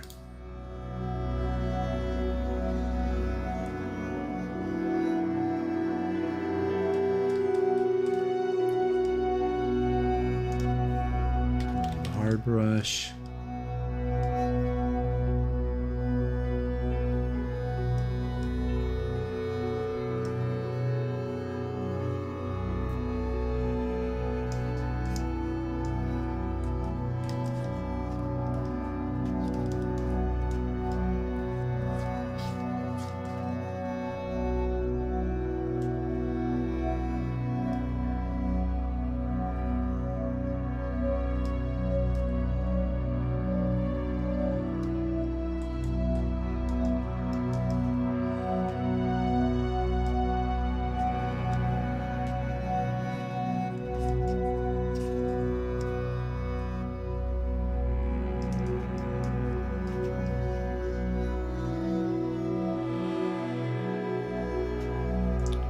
What's up, Arnie? So yeah, I'll probably do a gradient map to start with.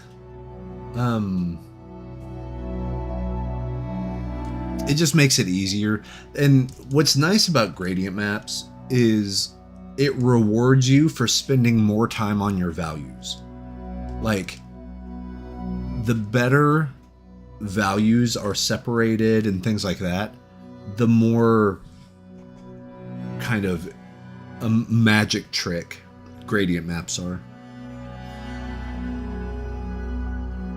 And I like doing stuff in value. I prefer it almost. So anything that rewards me for like doing the thing I was already gonna do, you know, I dig it. Well, I'm not getting the. I think color is gonna help get the highlight look, that kind of slice of light sort of thing. Because really, I could just do I did something like that, and then did this. Let's see. Polyline. This is what I see people do a lot. This is an old concept art trick from like way back in the day.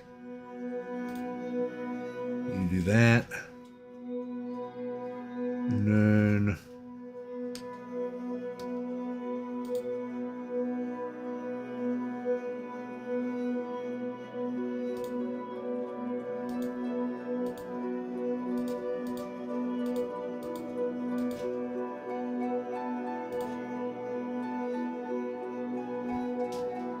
you get these. You get pure white.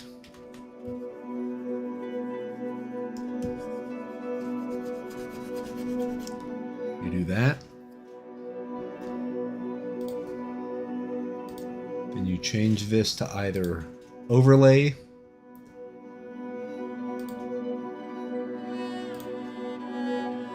overlay is usually better.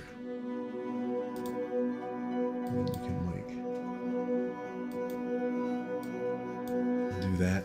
So the idea is literally you just make a slice of light, and then you can use that. You can kind of, if you mask this out, and then you just follow the forms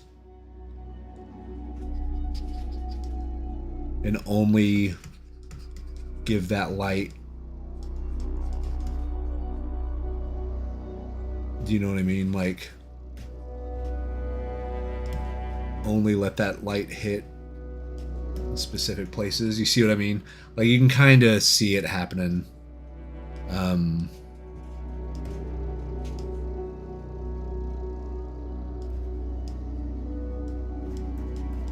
gotta blend that out.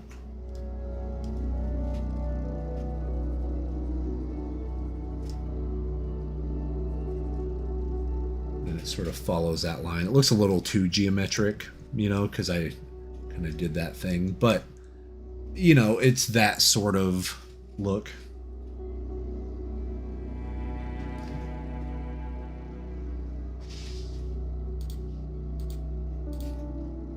And yeah, it's doable. But let's get rid of that one. I don't need that quite yet. I think that's a... Where did I learn that? I think I learned that from Hardy Fowler when I did his courses.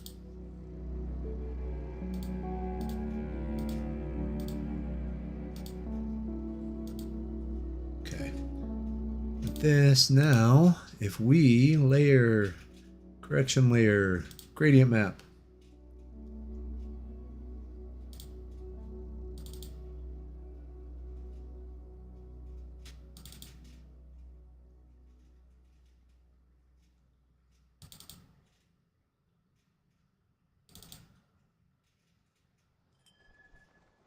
Let's see. Because I want it to be...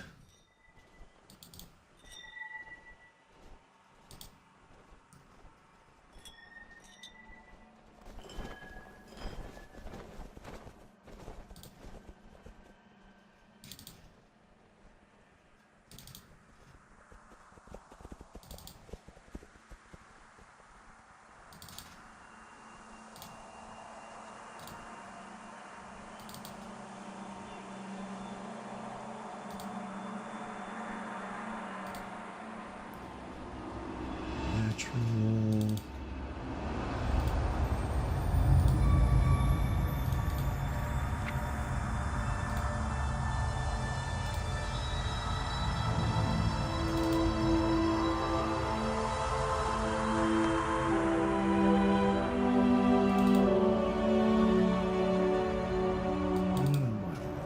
Let's do this one.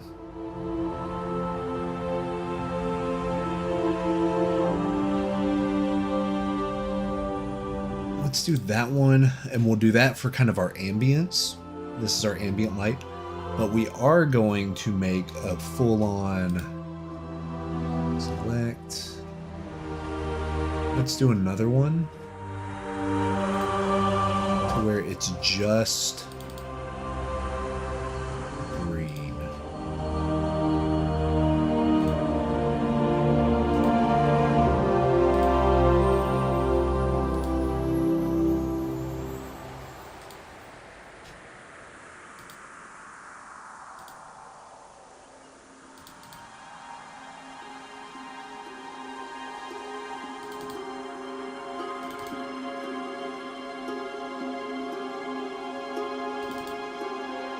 Let's do that one and change this over to color.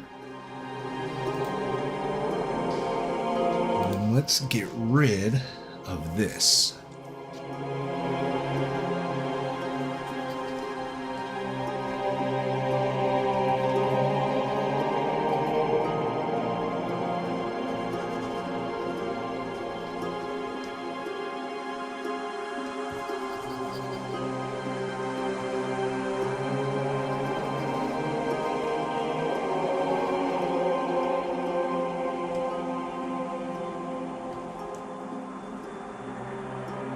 So I'm going to have to do a lot of adjustment on this, but this will at least kind of get us going.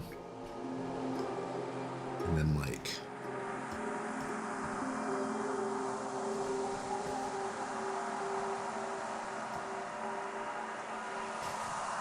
Since these are rocks, I'll keep that kind of same blue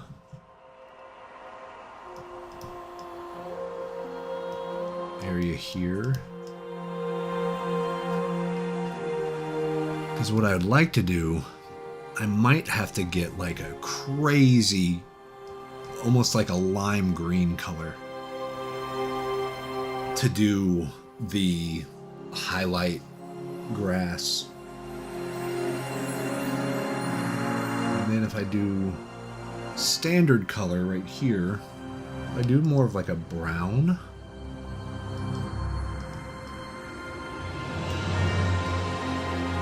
Helpful if I had a paintbrush. I do like a brown for just a little bit of the bark, right?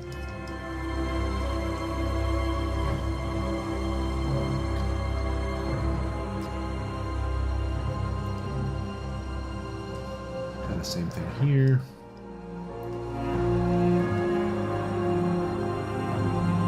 So of course, we're going to come back in a little bit and paint through all of this, but just give ourselves a little bit of variety to work with. Because what I want to do is get this like searingly like this color and do that.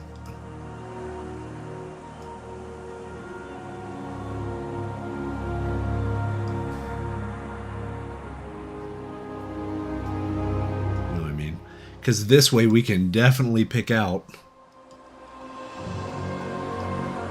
what's grass and what's... So, you know what I mean? Like, we definitely have these. And I'll even come back in a minute and lighten this even more. Because we want to sell this idea that there's like moss on the trees. So, like, it's funny, whenever you have these muted colors, and then you come in with this insane, super bright green, it looks way wrong. But then as you add more of it, and your eye starts to get adjusted to it, it's actually working okay. Like, it's not too bad, really. It's given more of the vibe that I want, kind of that mossy, you know? We have kind of this coming up the tree a little bit. Because really this is more just about setting yourself up for success as you start painting and rendering this stuff in. This isn't the be-all, end-all. Like, this isn't the final colors or whatever. This is just to be like, okay, now can I see where this is headed? Like,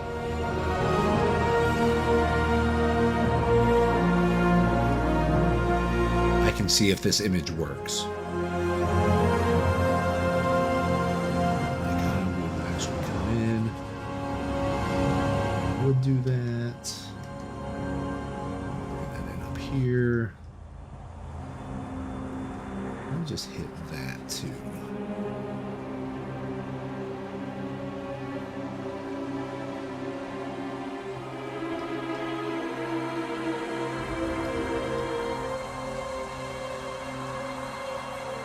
And a lot of people are scared of this part.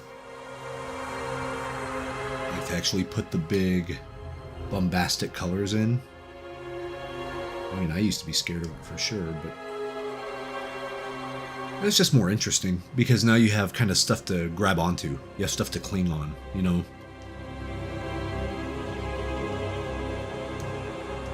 Some of those.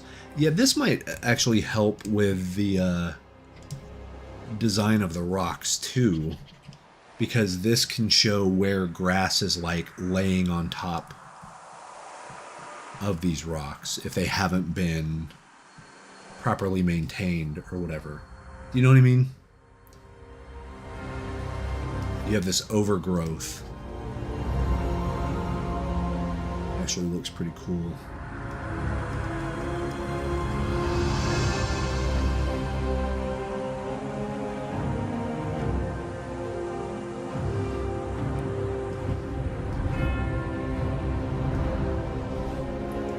Get some gray so that way we can sort of play around here.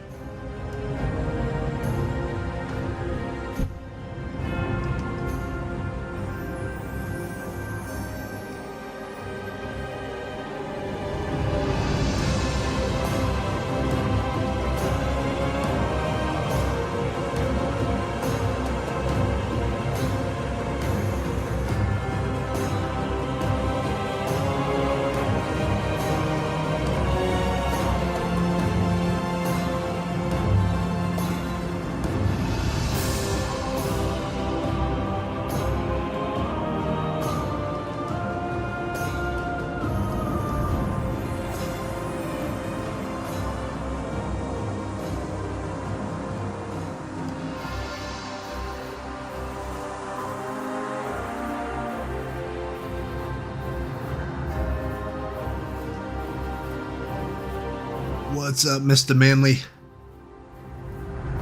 Good to see you, my friend.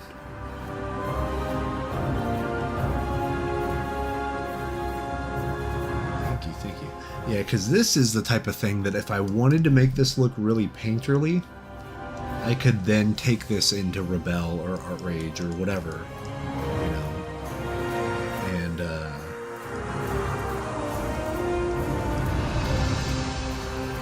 actually start giving it some TLC.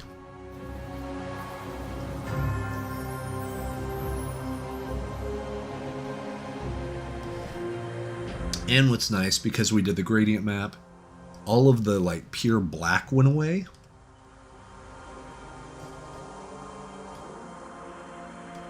Let's do this one. All the pure black went away. So whenever we reintroduce like actual gray, actual black, the actual highlight colors here, it's really gonna start working, you know, because this is essentially your underpainting. Like this is, you would do this. Let me rename this color wash.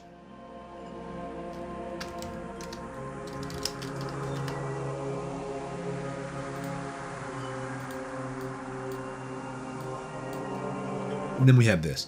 So let's say we're gonna like come in and start rendering this tree. Okay.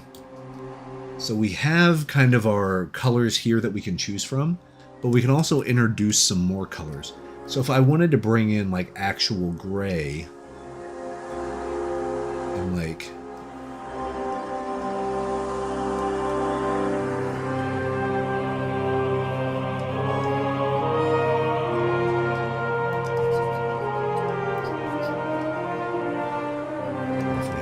green, then if we want that like fluorescent-y green,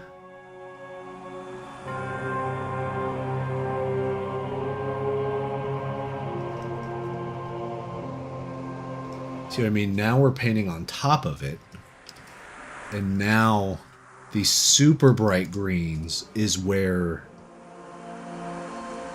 we can say the light is hitting. We can even make it a little more like yellow and stuff too. But we can grab the green here. We can like render in, quote unquote render, some leaves. We have something like this. Something over here.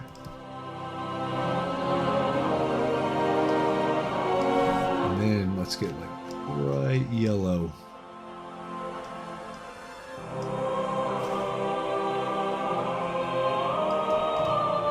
See, it's a little more bombastic than what I normally do.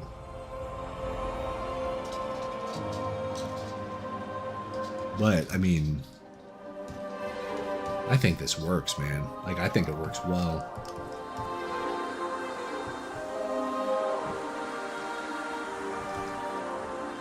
And you kind of blend that into that. And some of these. We do that. Get rid of some of that saturation. Also light or darken it a little bit more. Maybe a little too dark, but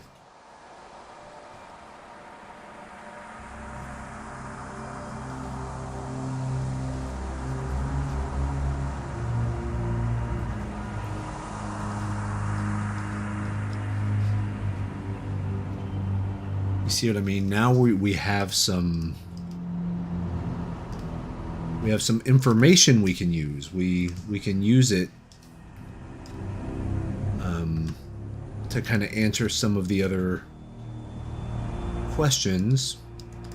We get the different greens to add in some variety.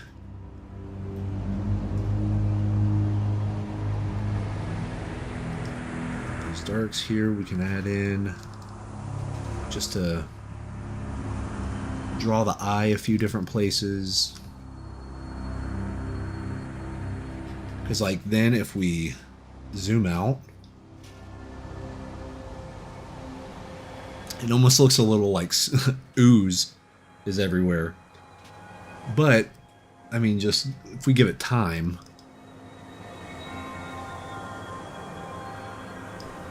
like introduce some of these, you know, we can make this work.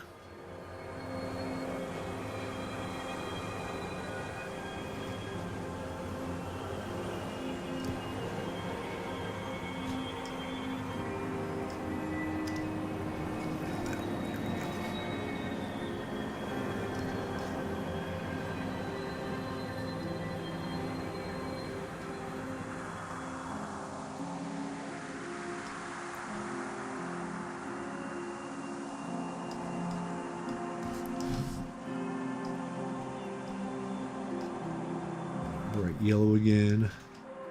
So the bright yellow is like exactly where the light's hitting, you know? So once again, it sort of just gives us some wiggle room. We can kind of do our own thing.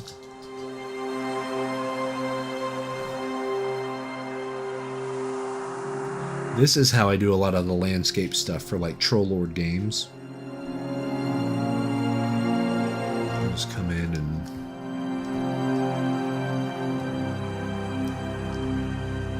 render it out like so.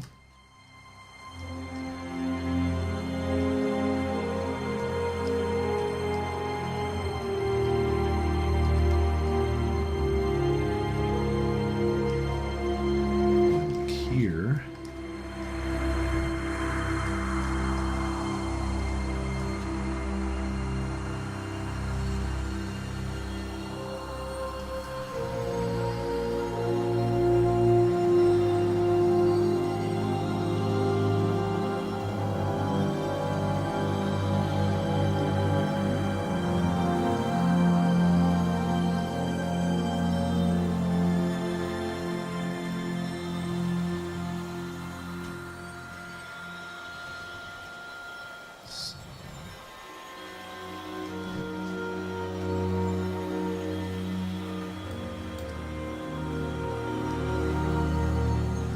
And see, this is also the spot you'll see a lot of other artists that work on YouTube and stuff.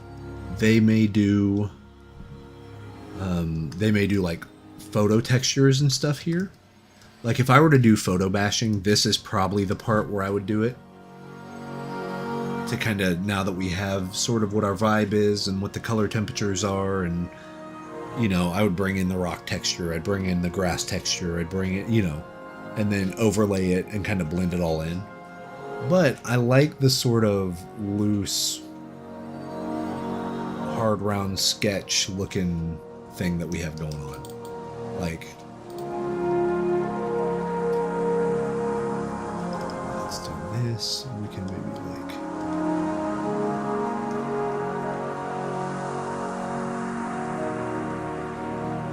let's grab this green. Actually, lighter green.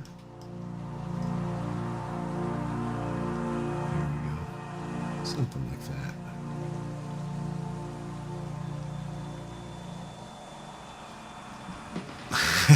Thanks. Even if it was a radio show. That's silly. Thank you, though. I appreciate that. We can...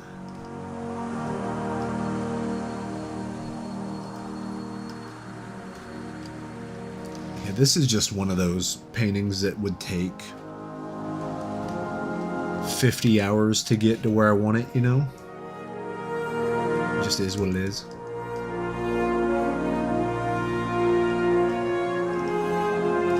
Like this.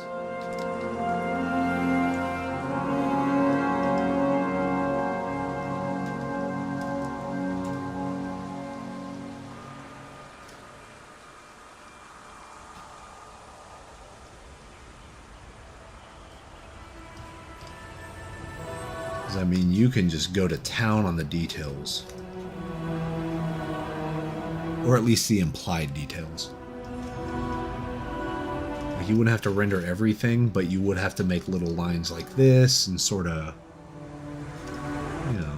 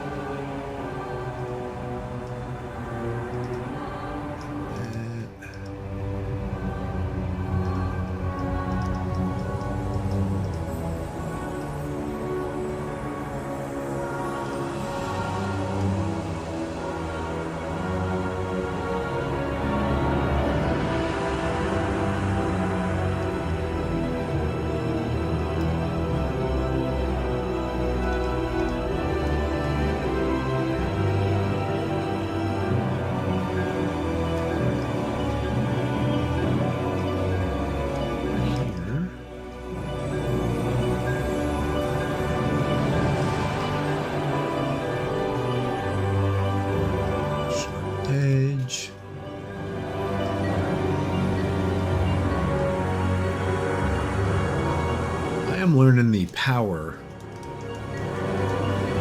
of the sharp edge. It does a lot of heavy lifting.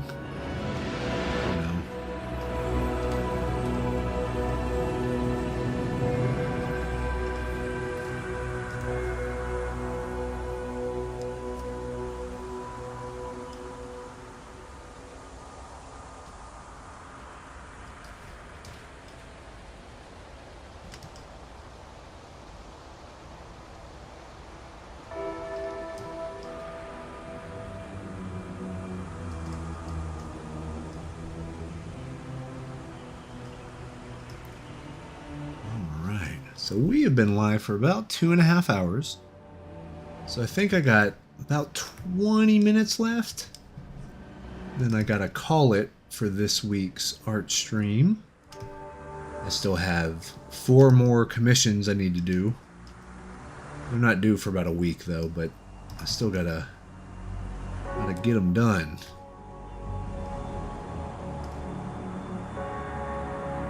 But yeah, I'm excited. I am going to contact the fiber internet, try to see if we can get that situated. That way we can also stream on Twitch at the same time.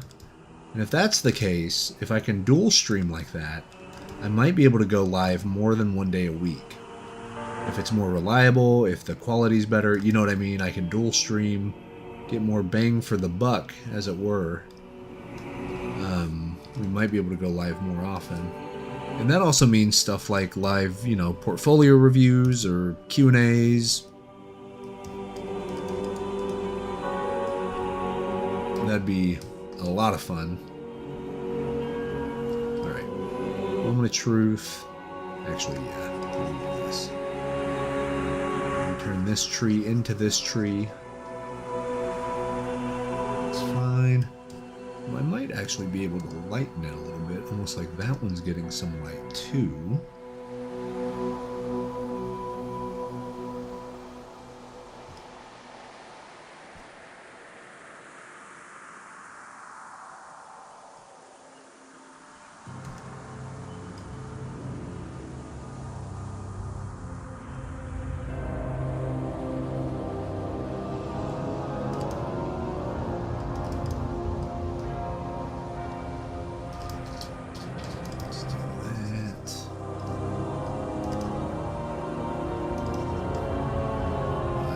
Tricky one because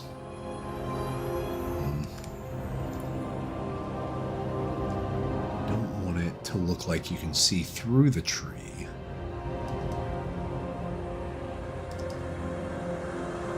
So I can't use the exact value and hue of the background.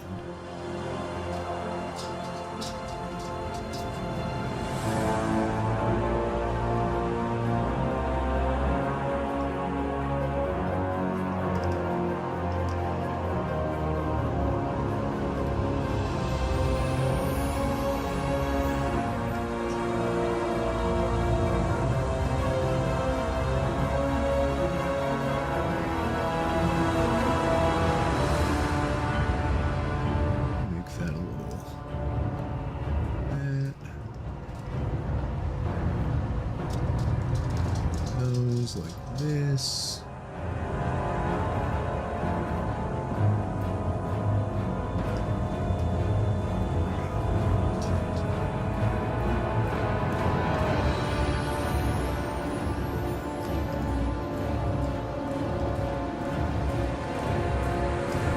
Yeah, there we go. Now it's starting to get a little bit better.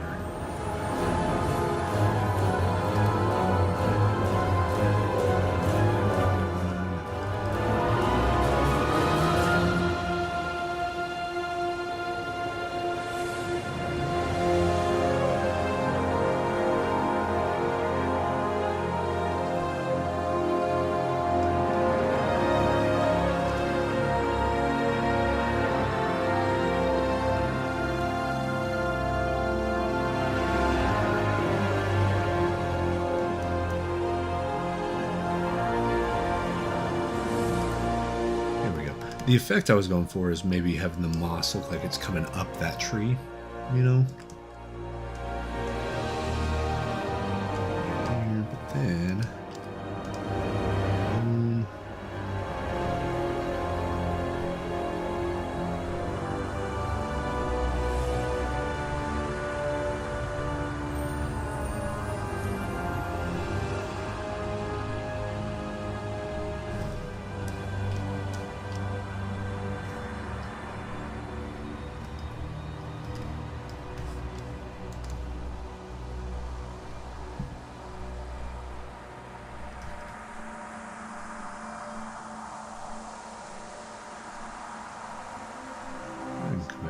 and start adding some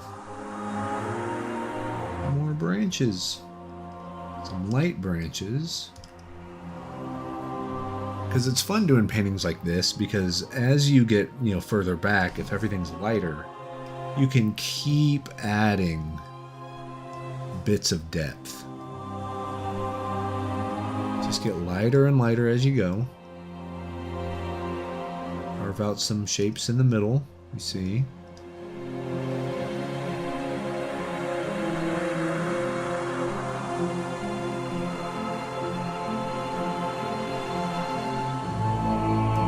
And it's like you're constantly adding new planes, places for the viewer to look. Not really doing all that much.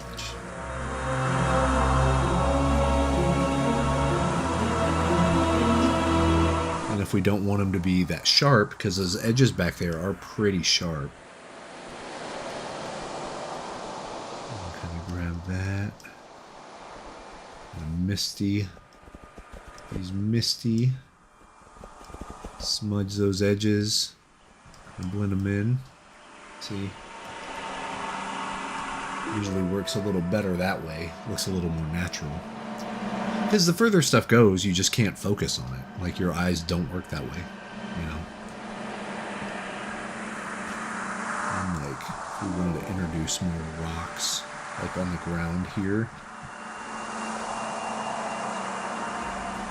Do that. Follow the rock that we already have.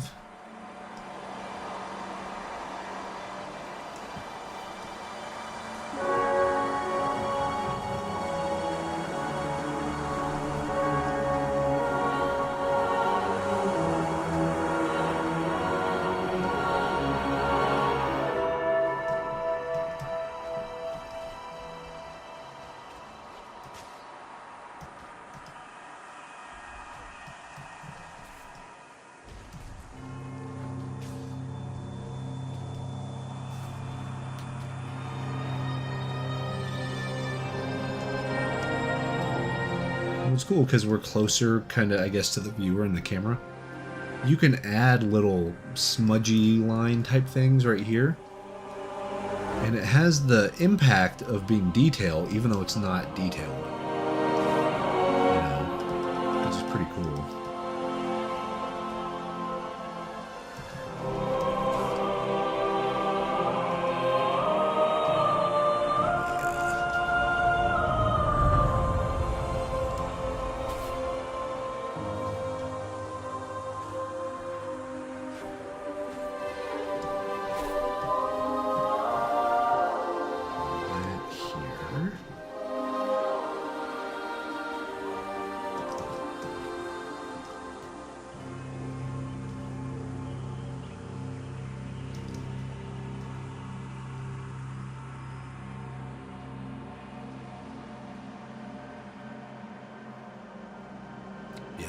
Well, the weird thing is about a lot of client work, you're not even allowed to record the process. Because, I mean, some of them are cool. Usually the smaller clients you can usually do that with. Like, that's how I was able to record the tutorial on making card art for Varia. Like, I asked my art director, I was like, hey, bud, like, I have this cool idea for a course. Is it okay if I record this, 14-hour... I didn't know it was 14 hours at the time. But I was like, this, 14-hour long tutorial. And they were very cool with it. They're like, yeah, absolutely. But a lot of times they're going to tell you no. Like, definitely cannot do that for Magic. Can't do it for...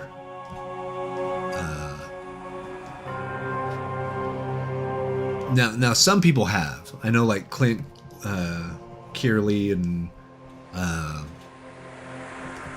think Tyler Jacobson has one and stuff. But these guys have tenure. Like, they have done hundreds and hundreds of Magic cards. So they have built that trust with Wizards. And I mean, to be completely fair, I bet they have to send that stuff to Wizards for them to okay it, even before they, you know what I mean? Like, even the tutorials. I would not be surprised. Maybe they don't, but I would not be surprised at all if they would have to. Because there's other stuff that you're absolutely not allowed to show. Like, I got some, the kind of internal design Bible stuff. You cannot show that. Like, that is considered trade secret. You know what I mean? Like, there is no way you're showing that on camera. So, yeah, it just depends. It depends on the client and kind of what the use case is and all that stuff, so. Ruby, what's up? Good to see you.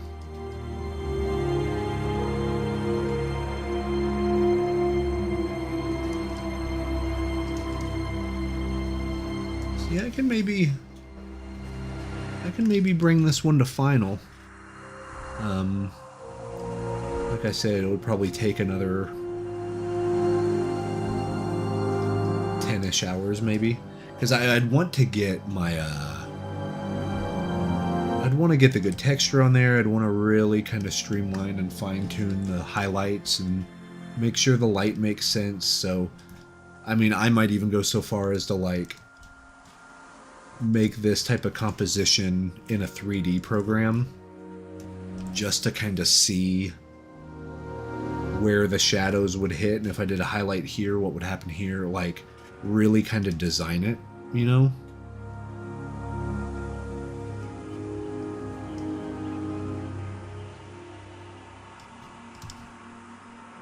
That might be a fun premium tutorial to do, is how I would use 3D. I kind of cover that in the Varia thing, but like do a dedicated, hey, let's build a scene using, you know, Blender or Unreal Engine or whatever, and then how would I go about painting it? I don't do that often, but it's a good skill to know.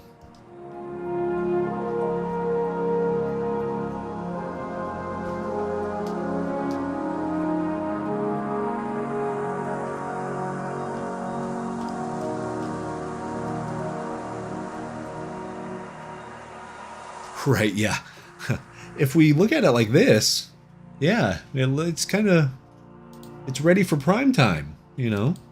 But it's funny, actually. That is why I keep the navigator window open up here on my upper right.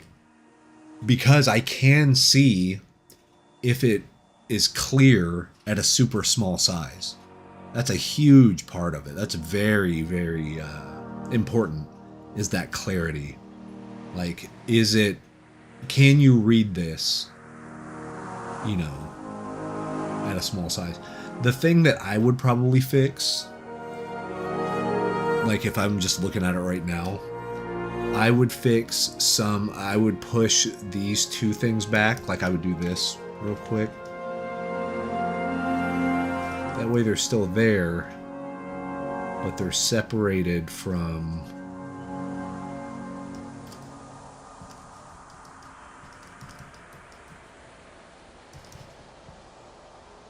So they're separated from the value of the tree. So the tree reads better.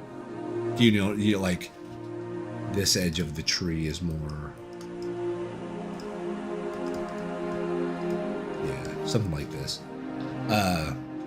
It's just easier to see and easier to like parse.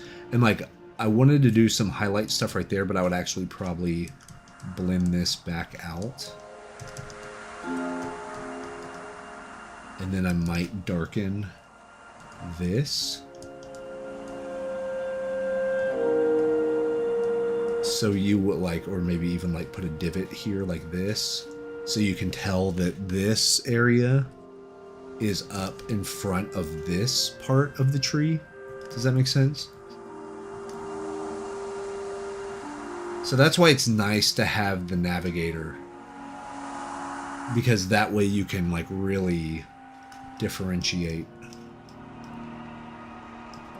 planes and stuff and make sure it's readable and it works well at card size, and you know, there's a lot to it, but that's what makes it fun. But yeah, I mean, it's getting there. You know, this is not bad for literally just like throwing something together, right? Because I'll show you guys what we started with. Let me save this. We started with...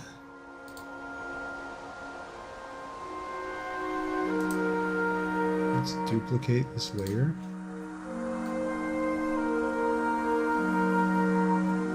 I'm going to bring it up to the very top. We're going to delete the mask.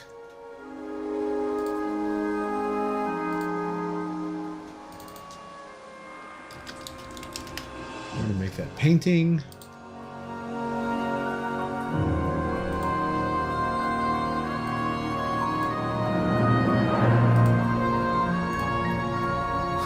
So this is what we started with today, right?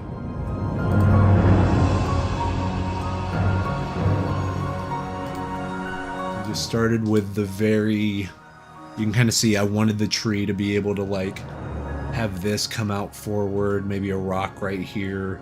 I always do the edge vignette, which is where you put something kind of dark and nondescript in your edges. That way it forces the viewer's eye to go like to the middle, or you know, at least to the mid ground here. I kind of use these trees right here to frame, to bring your eye back in. But yeah, did a horizon line right here, and then did like the Z shapes. You can actually see the Z to give that sense of depth. But then that's kind of what it turned into. Yeah, we've been working for about 2 hours and 40 minutes, I guess. So yeah, this would be the type of thing that if, let's say, I had a land card for Magic, and they said, hey, we need you to have a big tree, and we need the this and the this. This would be one of the sketches I would send in. Like, this would be to the level of a sketch for a Magic card. Be like, okay, is this on the right track? And, you know, and then they would give you feedback like, yeah, we love that composition. We love those colors. Just make sure that the rocks are more defined. Make sure, you know, we want the, you know, if there's a sword laying there. So, you know, make sure that it has the things that it needs. But yeah, like they could tell what this is supposed to be. And that's usually it. Because you don't ever want to send something like this, you know, even just sending the values is probably not a great idea. Like, you would want to send in, you know, even you could do it with the sketch lines over it. But like, this is a better thing that you could send them and be like, is this on the right track? They'd be like, yeah, it should be good.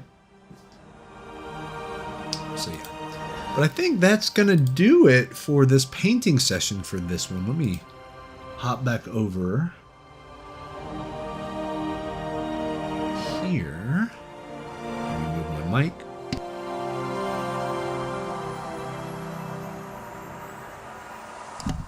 All right, got that. Let's go. Boom. There we go. Lovely, lovely. Cool. So you can see some fancier stuff going on with the webcam. But like I said, yeah, we're gonna be getting some fiber internet, and that's gonna actually really help. It's gonna help because I'll be able to record a raw copy of the stream as I'm making it, but also we can do really high resolutions, maybe up to 4K 60 on both Twitch and YouTube at the same time. So right now we're just on YouTube, which is cool. I actually prefer YouTube. I used to do Twitch way back in another life. I did video game stuff, and I still want to dabble in it, but I don't know. art takes up too much time, which is good. I actually like that. I like that it takes a long time. So we'll kind of see what happens. But yeah, I definitely want to get the fiber because I think the clarity is going to be better. There's not going to be as many dropped frames.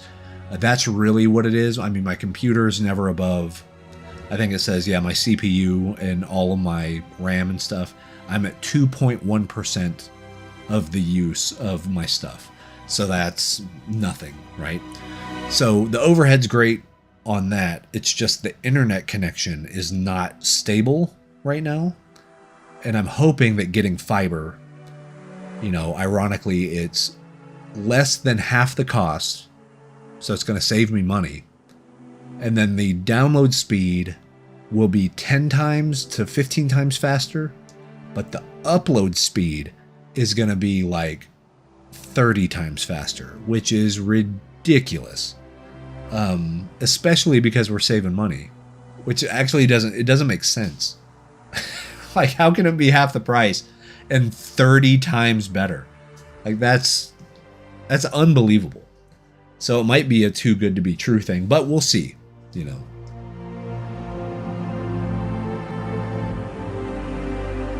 But yeah, that is my time for this time. This is actually going to be the time lapse that's going to be this week's YouTube video. I'm trying to figure out what a good topic should be for the next YouTube video. I've noticed that on the YouTube channel, all of the stuff that deals with a program review or like tips for using a program do way better than anything else. Any better than the art time lapses, better than the like philosophy stuff, better than the advice for a working artist. The program, which makes sense. The programs are the things being used by you, the artist. So it would make sense that reviews and use cases and stuff is more applicable and more watchable, I guess. But it is weird. So yeah, I'm trying to take a look to where I don't want to become a review channel. That's not what I want. But the balance, you know, just make it worth people's while, you know. But thank you guys so much for hanging out.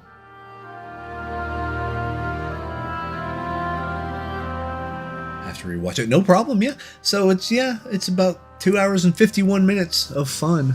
But yeah, please, if you're here after we were live, I appreciate you very much. We do want you to be here live, but I know time zones and stuff like that can't always work for everybody. I will try my best to get a solidified schedule that I can like put out on my website. Like, I am live every Wednesday at this time, from this time to this time. But since the school years have started and things like that, and I have 3 kiddos in school, I never know what their schedule looks like. So I know that the day that I stream is Wednesday. I just don't know what time on Wednesday. Sometime from when they go to school to when they get home. I will stream for a few hours in that time. But all the videos on demand, all the full archives are going to be absolutely free on YouTube. So yes, feel free. Go back, watch them, watch the old ones. There's a lot of advice. A few of them that I did back in the day are like portfolio review. Patreon Paintover is a thing we're going to be doing. So where my patrons can actually submit a piece and be like, hey, I'm having a hard time with this or this. How would you advise me to work forward? And then I'll do a paint over, or we can talk about value or, scaling, foreshortening, any of the art kind of nitty gritty. That's kind of what I'm going to be focusing on. So that will be fun too. We're going to be introducing a whole lot of stuff, right? But that's the fun of it, is who knows what this is going to turn into, especially with more stable internet, multi-streaming, going live different places, and yeah, it'll be a lot of fun. But appreciate you all very, very much for hanging out. If you need brushes, if you need tutorials, all that stuff, you can go over to wesgardner.art. All of it's there. Also, I think I have links, maybe not here in the description, but on my standard YouTube videos to like my ArtStation, Gumroad, Cube Brush, whatever kind of flip normals, whatever storefront that you like, I'm probably on there. If it sells art tutorials and stuff, I'm even on Skillshare. I have a Ko-fi or however you pronounce that. So I'm kind of everywhere. But if you need brushes, if you need tutorials, gradient maps, assets, things like that, canvas textures, I got you. But go check that out. And yeah, we will see you next time. Thank you so much for hanging out. I appreciate you hanging out. And until then, go out there, make cool art. It's always the rule, and it's always going to be the rule. So go do it. Have fun. All right, we'll see you next time, guys. Peace.